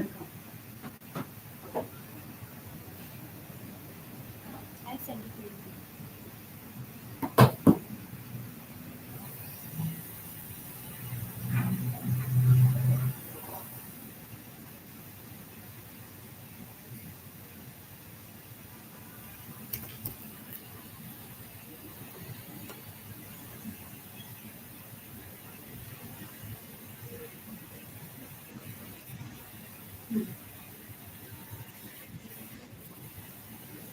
can start with the slideshow. Yeah.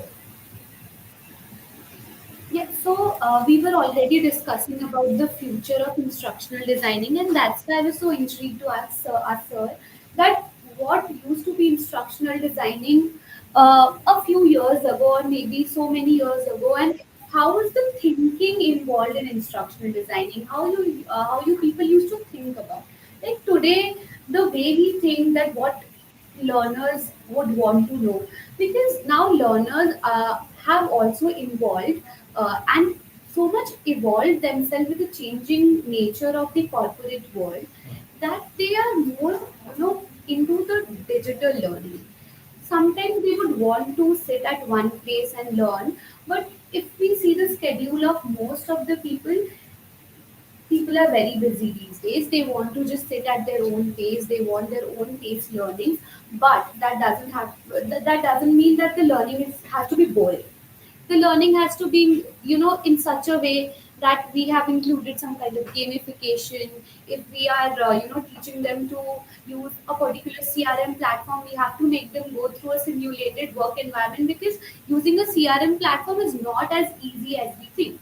So, with the evolving nature of the corporate world, we have to design our minds and know the learners in such a way that we are able to deliver what they want.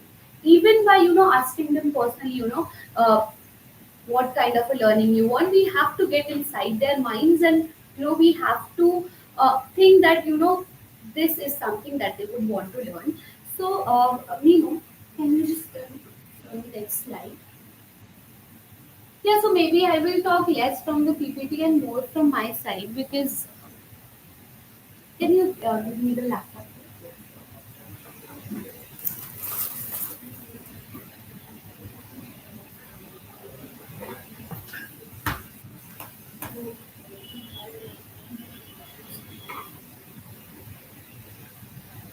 Yeah. So here, all the go about the goals and objectives. First of all, we already talked about the evolving landscape of the work. Then we have to recognize the significance of instructional designing and adapting to change. For example, we are instructional designers. We have to bring forward to so many people in the world the skills, the gap in skills that they are facing. We have the responsibility. We have to teach them what skills are they lacking in. It's our responsibility to teach them. I think it's a lot on the shoulders of instructional designers to do so. Next is we have to, of course, explore innovative approaches with the introduction of AI in our world and in the corporate sector. Just as Manali said, we can't be, so much restricted to our space that we won't be using the AI tools, we won't be using Chat GPT to develop content. There's already a world out there where people are actually accumulating human brain and AI to develop a content which will be so much better if we just include human brain. So I'm not telling we just stop using our brain and we just depend on AI, but we should have a culmination of both the things. So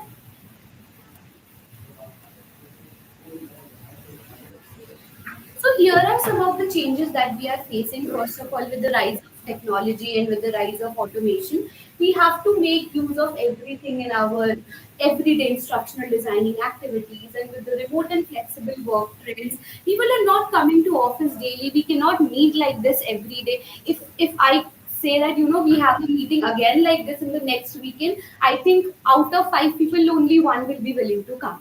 So with these flexible change and remote working conditions, we have to, adapt ourselves in such a way that people are always interested to learn and learn.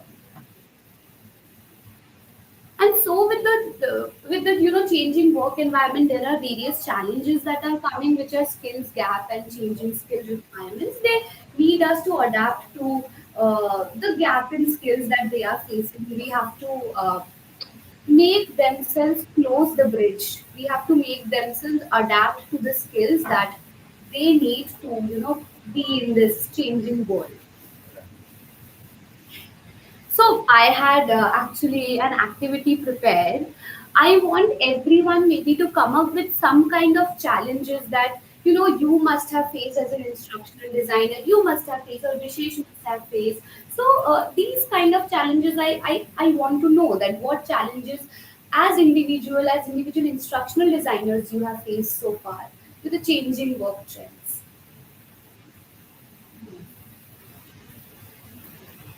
Challenges and plenty. I think we've already spoken about Yes, that exactly. in our Yeah. introduction. Yes, yes.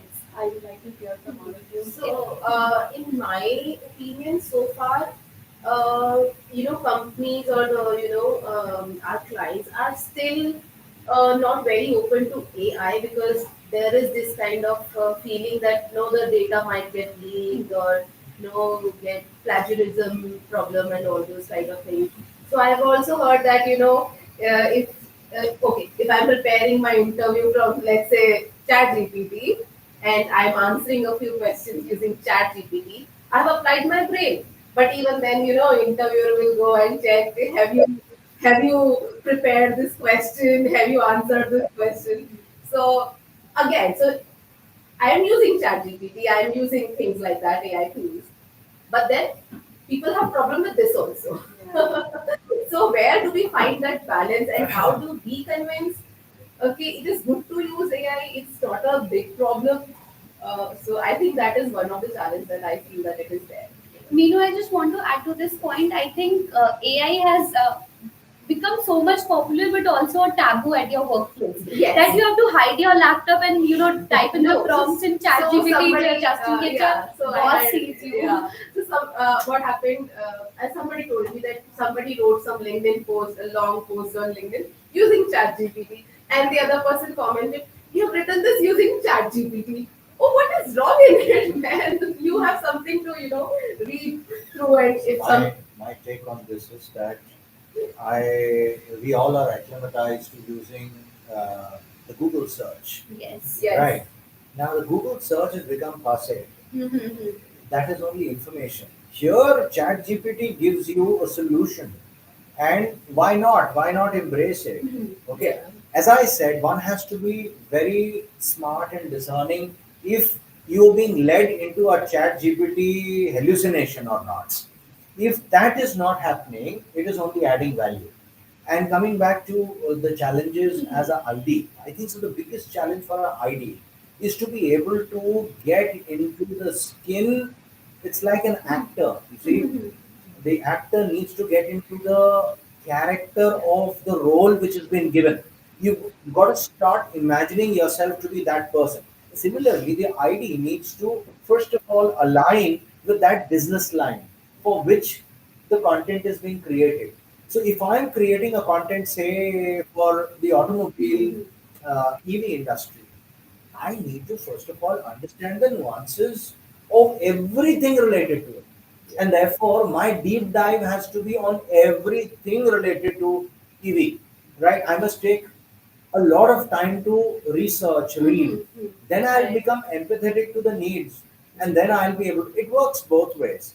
The client needs to give this information to the ID, and the ID also needs to be intelligent enough to understand what is happening in that industry. It's only then we will be able to create meaningful content. Otherwise, it will be very superficial. And I have seen people do shoddy jobs.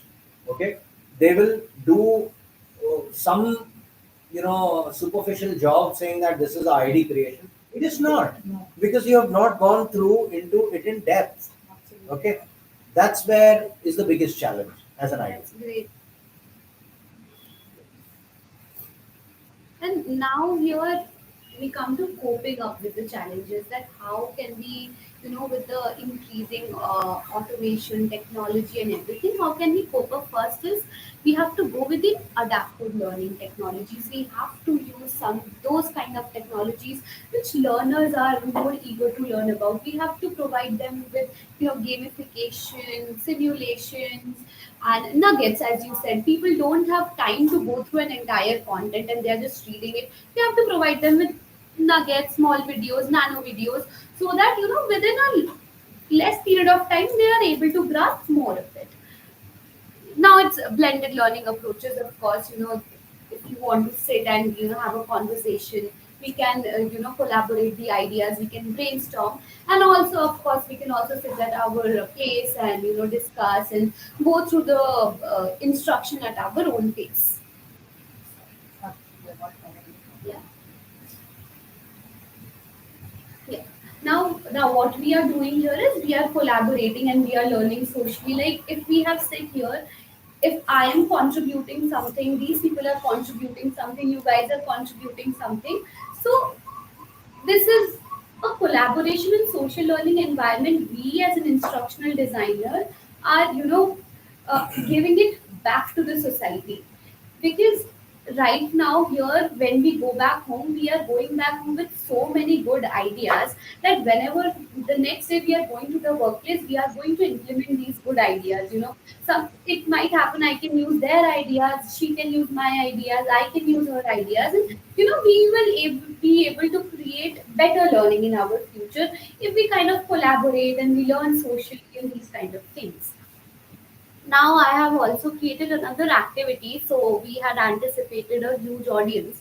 So according to that, I have created this activity where we wanted to pick people a scenario and role play the scenario considering the challenges. So I don't think that will be possible right now. Can you please brief us the activity so that we can Yes. share your ideas ahead? Yeah.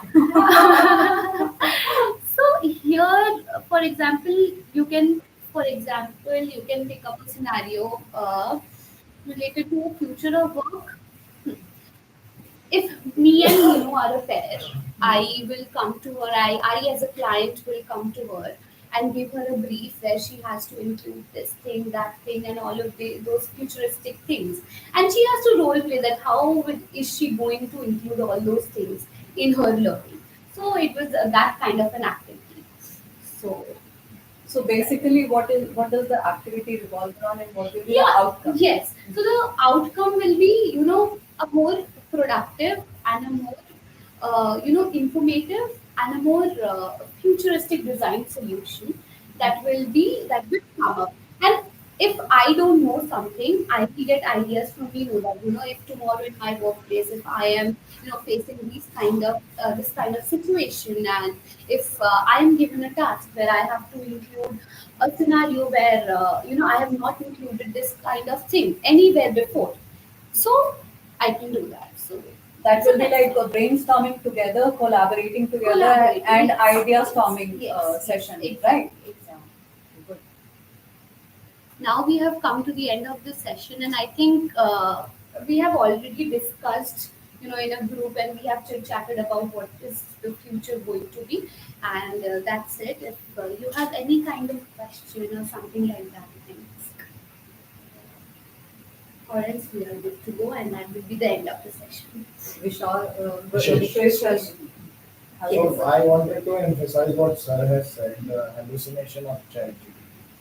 Most of the people, I have also read that post where people were commenting, "Ki you copied from ChatGPT and wrote it," and most of the time it happens on Quora also. People will copy the answers from ChatGPT. So most of the time, what happens?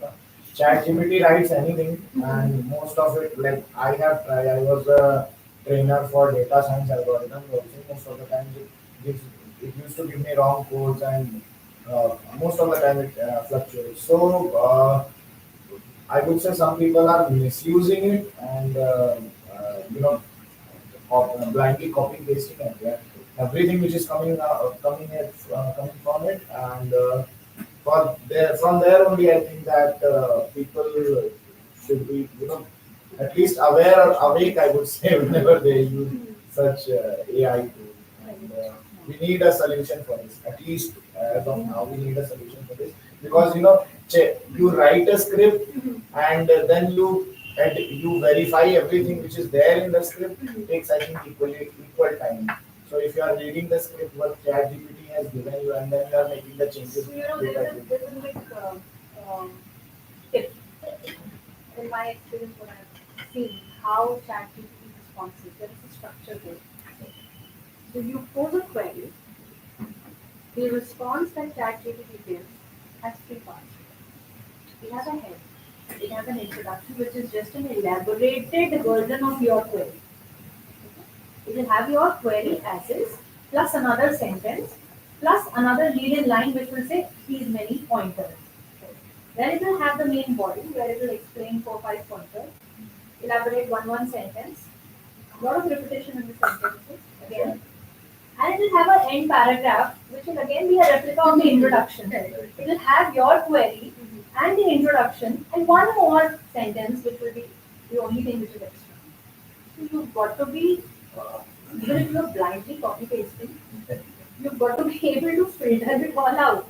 So in effect, if you get a page of a solution, the only thing that is pickable from there is those 4 points. In between. You have to That humanize humanize That, that. yeah, Human that's touch what is also. that's No, what is meant by where the culmination the of your intelligence brain and lies AI with cards. you. You know? Yes. That intelligence lies with you. Yes. So I'll tell you one more thing. When you were asking about challenges, I faced a challenge with an SME. So there's an SME who's giving me content, around 15 hours of content, and I'm having to create this learning out of it, and I'm going through it. It's like a thorough, out and out chat GPT in front of me. And I was feeling so irritated. And I picked up the phone and called her up. Boss, it's good. I completely agree with what you've given. But at least, boss, filter it out. When it goes to the client, they are going to question your credibility above everybody else's. Yes. So please just filter it out, drop the head and the tail, pick up only the body, and embellish it with your experience notes and all, and make it relevant to the See, client after a needs. point, Chat GPT starts to emit the same thing, which is, Repetition. old wine in new bottle. Yeah. It's just that. Okay, Obviously. it is just one word here, there, and then they kind of Spin keep the on, whole thing again. yeah, and it's Repetition. repetitive. Then it is repetitive, right? So the capability as a ID will always prevail. The capability of the ID is to discern and understand. What is the ID's role? ID's role is to create information in a structured manner which will be further created into a course. Otherwise, the person who is wanting to learn, he can post the query on ChatGPT Sure. and just learn it. Right? Sure. So that was it.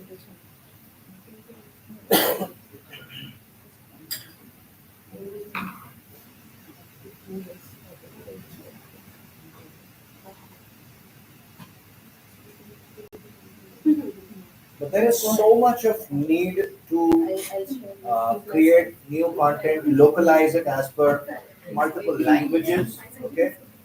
And therefore AI tools are the solution. That's the way They are forward. necessary, but we cannot completely 100% rely and completely copy those things. That's what I'm saying. Yes, yes. Of course, your capability, your human intelligence will have to be.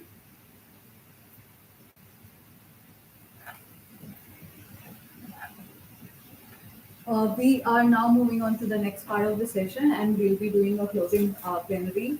And once again, thank you everybody to share their information and making this very lively, although we are not a very huge amount.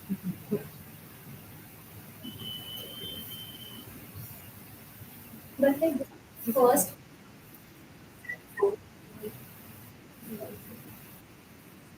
Okay, okay, Somebody okay. else share. Okay. Should I close mine? Uh, can we point back to the meeting live streaming? From there, you can get people. Yeah. Yes.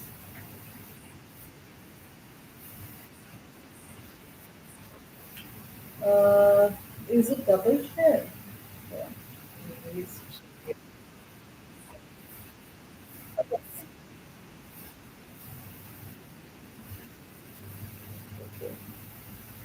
you have to share one tab. That's right. Hmm? We want Fine. tab. Yeah.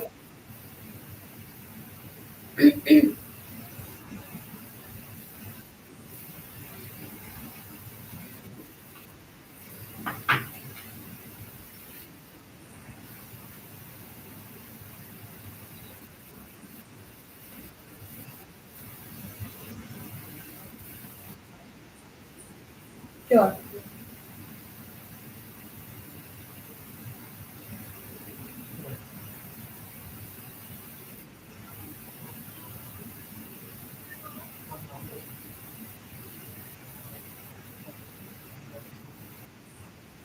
Yes, yes.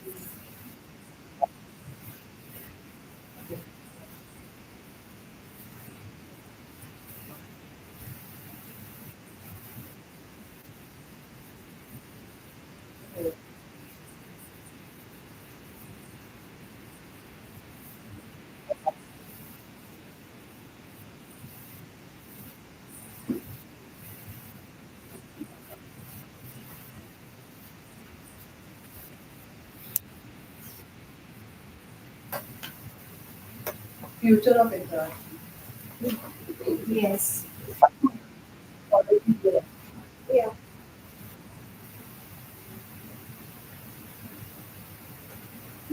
Should I go to movie? No, everybody can scan it right now and get their.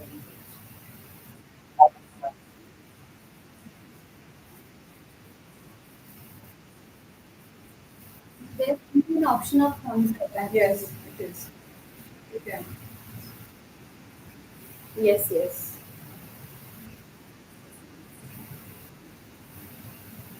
7 people in the room. I think, yeah.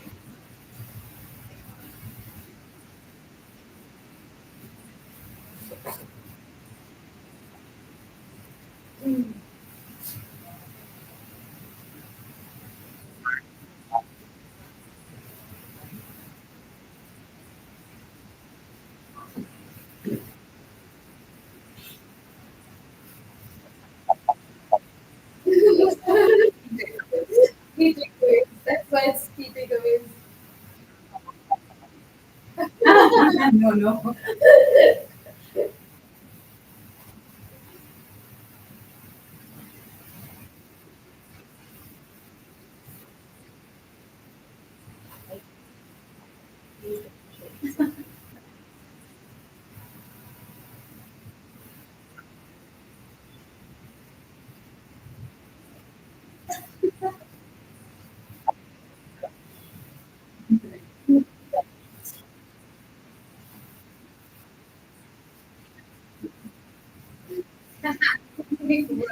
Digitalization has hampered human connection actually.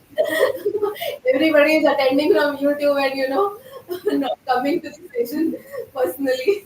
From heads up to heads. Yeah, actually, that's true. Sandeep, I could not use my code, so you go ahead.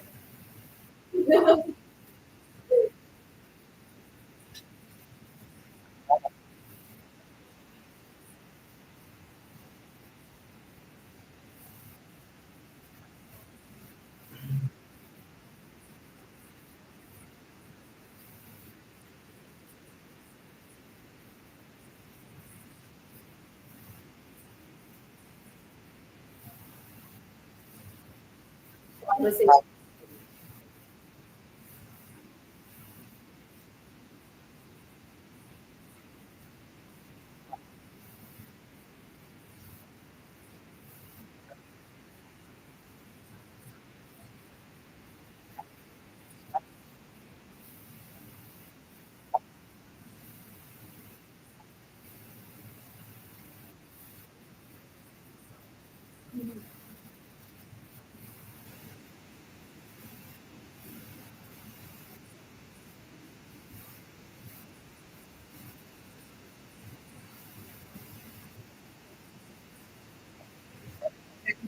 Well,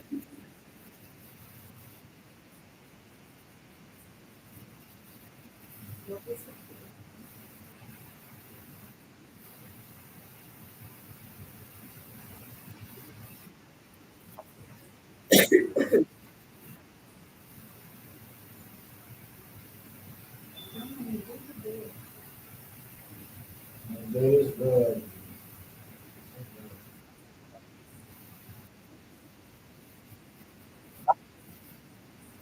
is the response getting accepted? I am unable to see this question. Need to click next.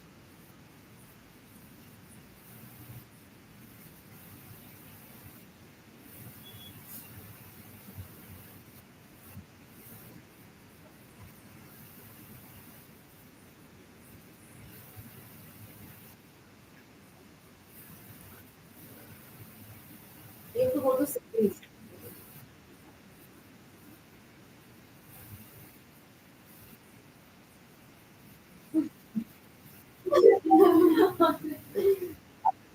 AI and technology. it's a practical use of it.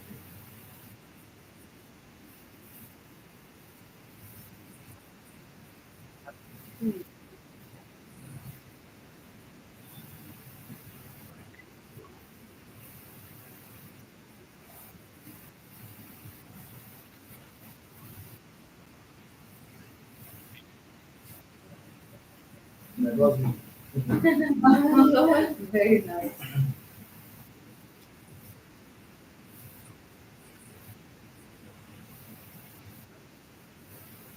Or train. How to become a trainer. How to become a trainer in India. More IT trainers, more learning and development trainers, more learning experience design trainers.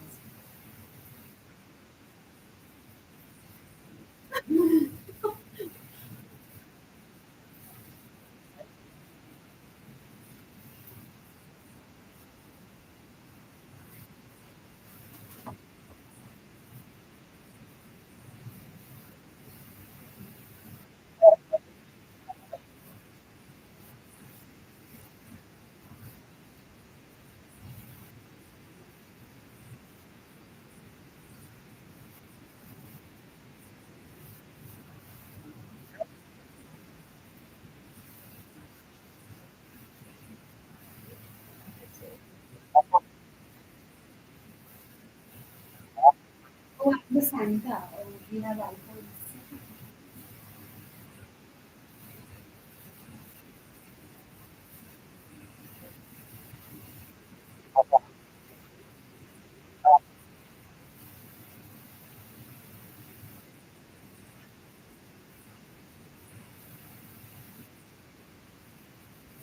Oh, my answer is wrong.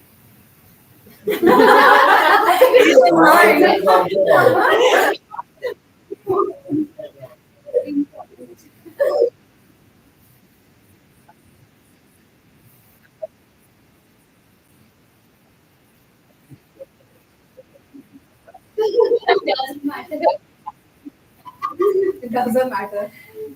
I need to rejoin. I logged out. Some issue.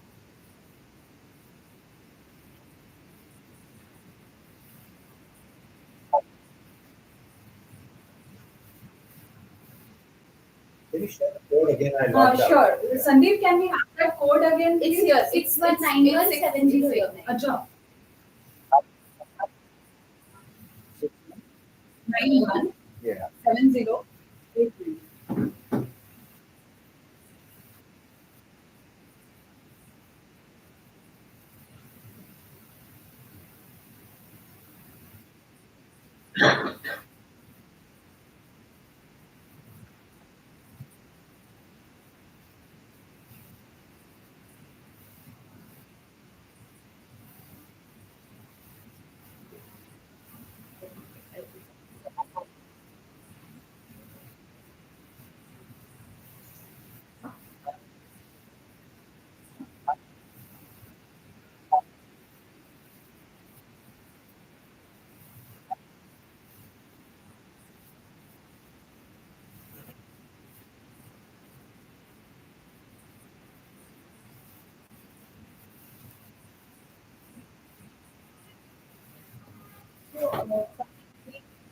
we had a discussion some time back, and my query would be where and how LXD can help us get the relevant um, resources probably when required, because we keep getting these queries for working on specific projects, and sometimes we need very specific skill sets to work on those projects, and finding them at that time becomes a challenge. So do you uh, pool? Yep.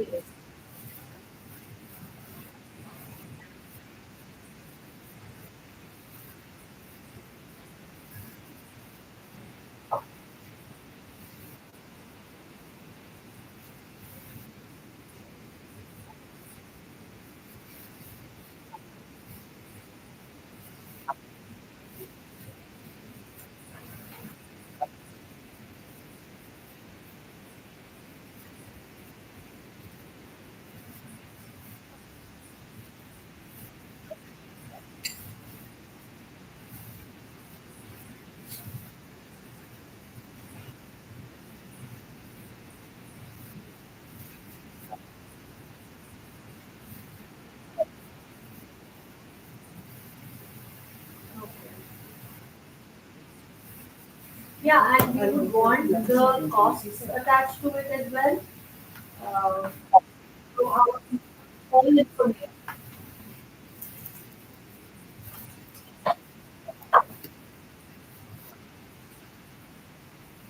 No, no, no. What I mean to say is when you host, when you give them a platform to come together and become a pool so that everybody benefits from it. I think a section should be there where the costs of using those skill sets is also present in that pool so that we are aware of everything what we are looking for.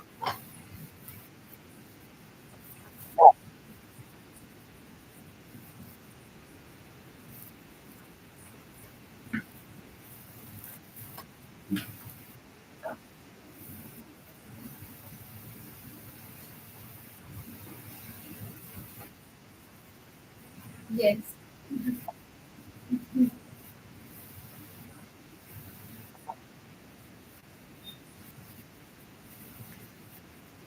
Thank you, sir. Yeah. Thank you.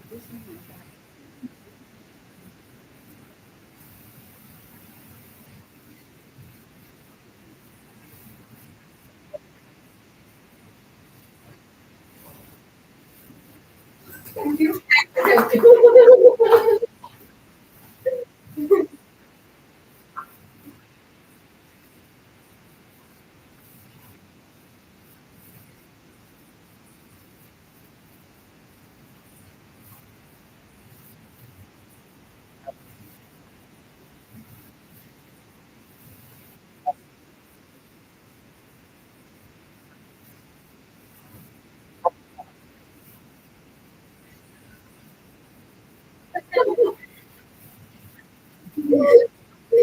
Thank you.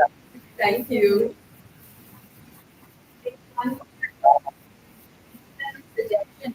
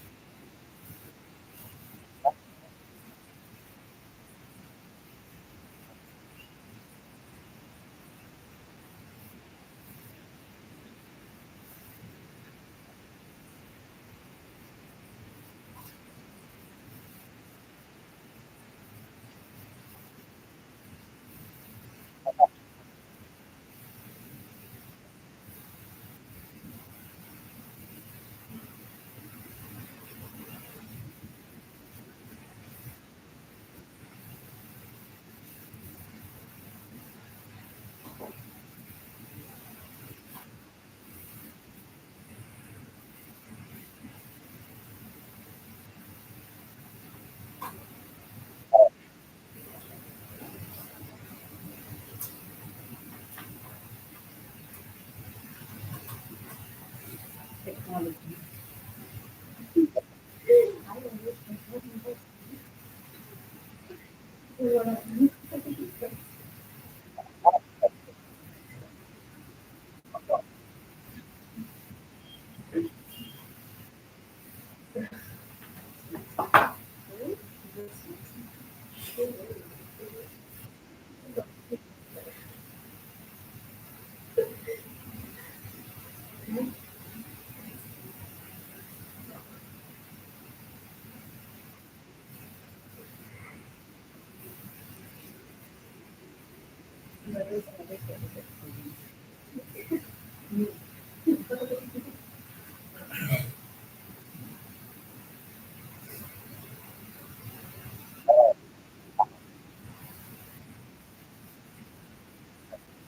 But Sandeep, next time we also want this LXD t-shirt, okay?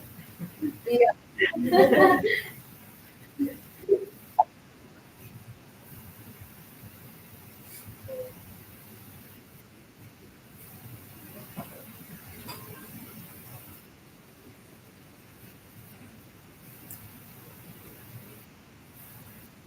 Yes.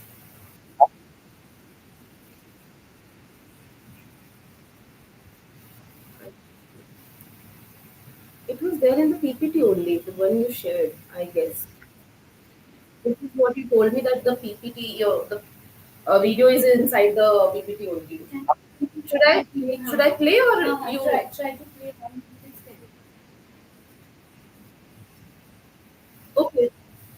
Okay, okay. I'm just doing it.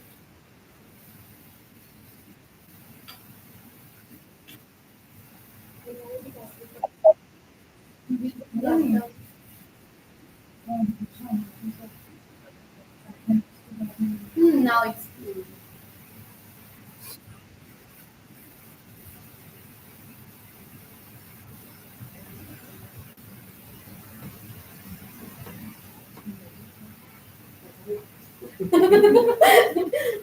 It has become image. this is our. Yes.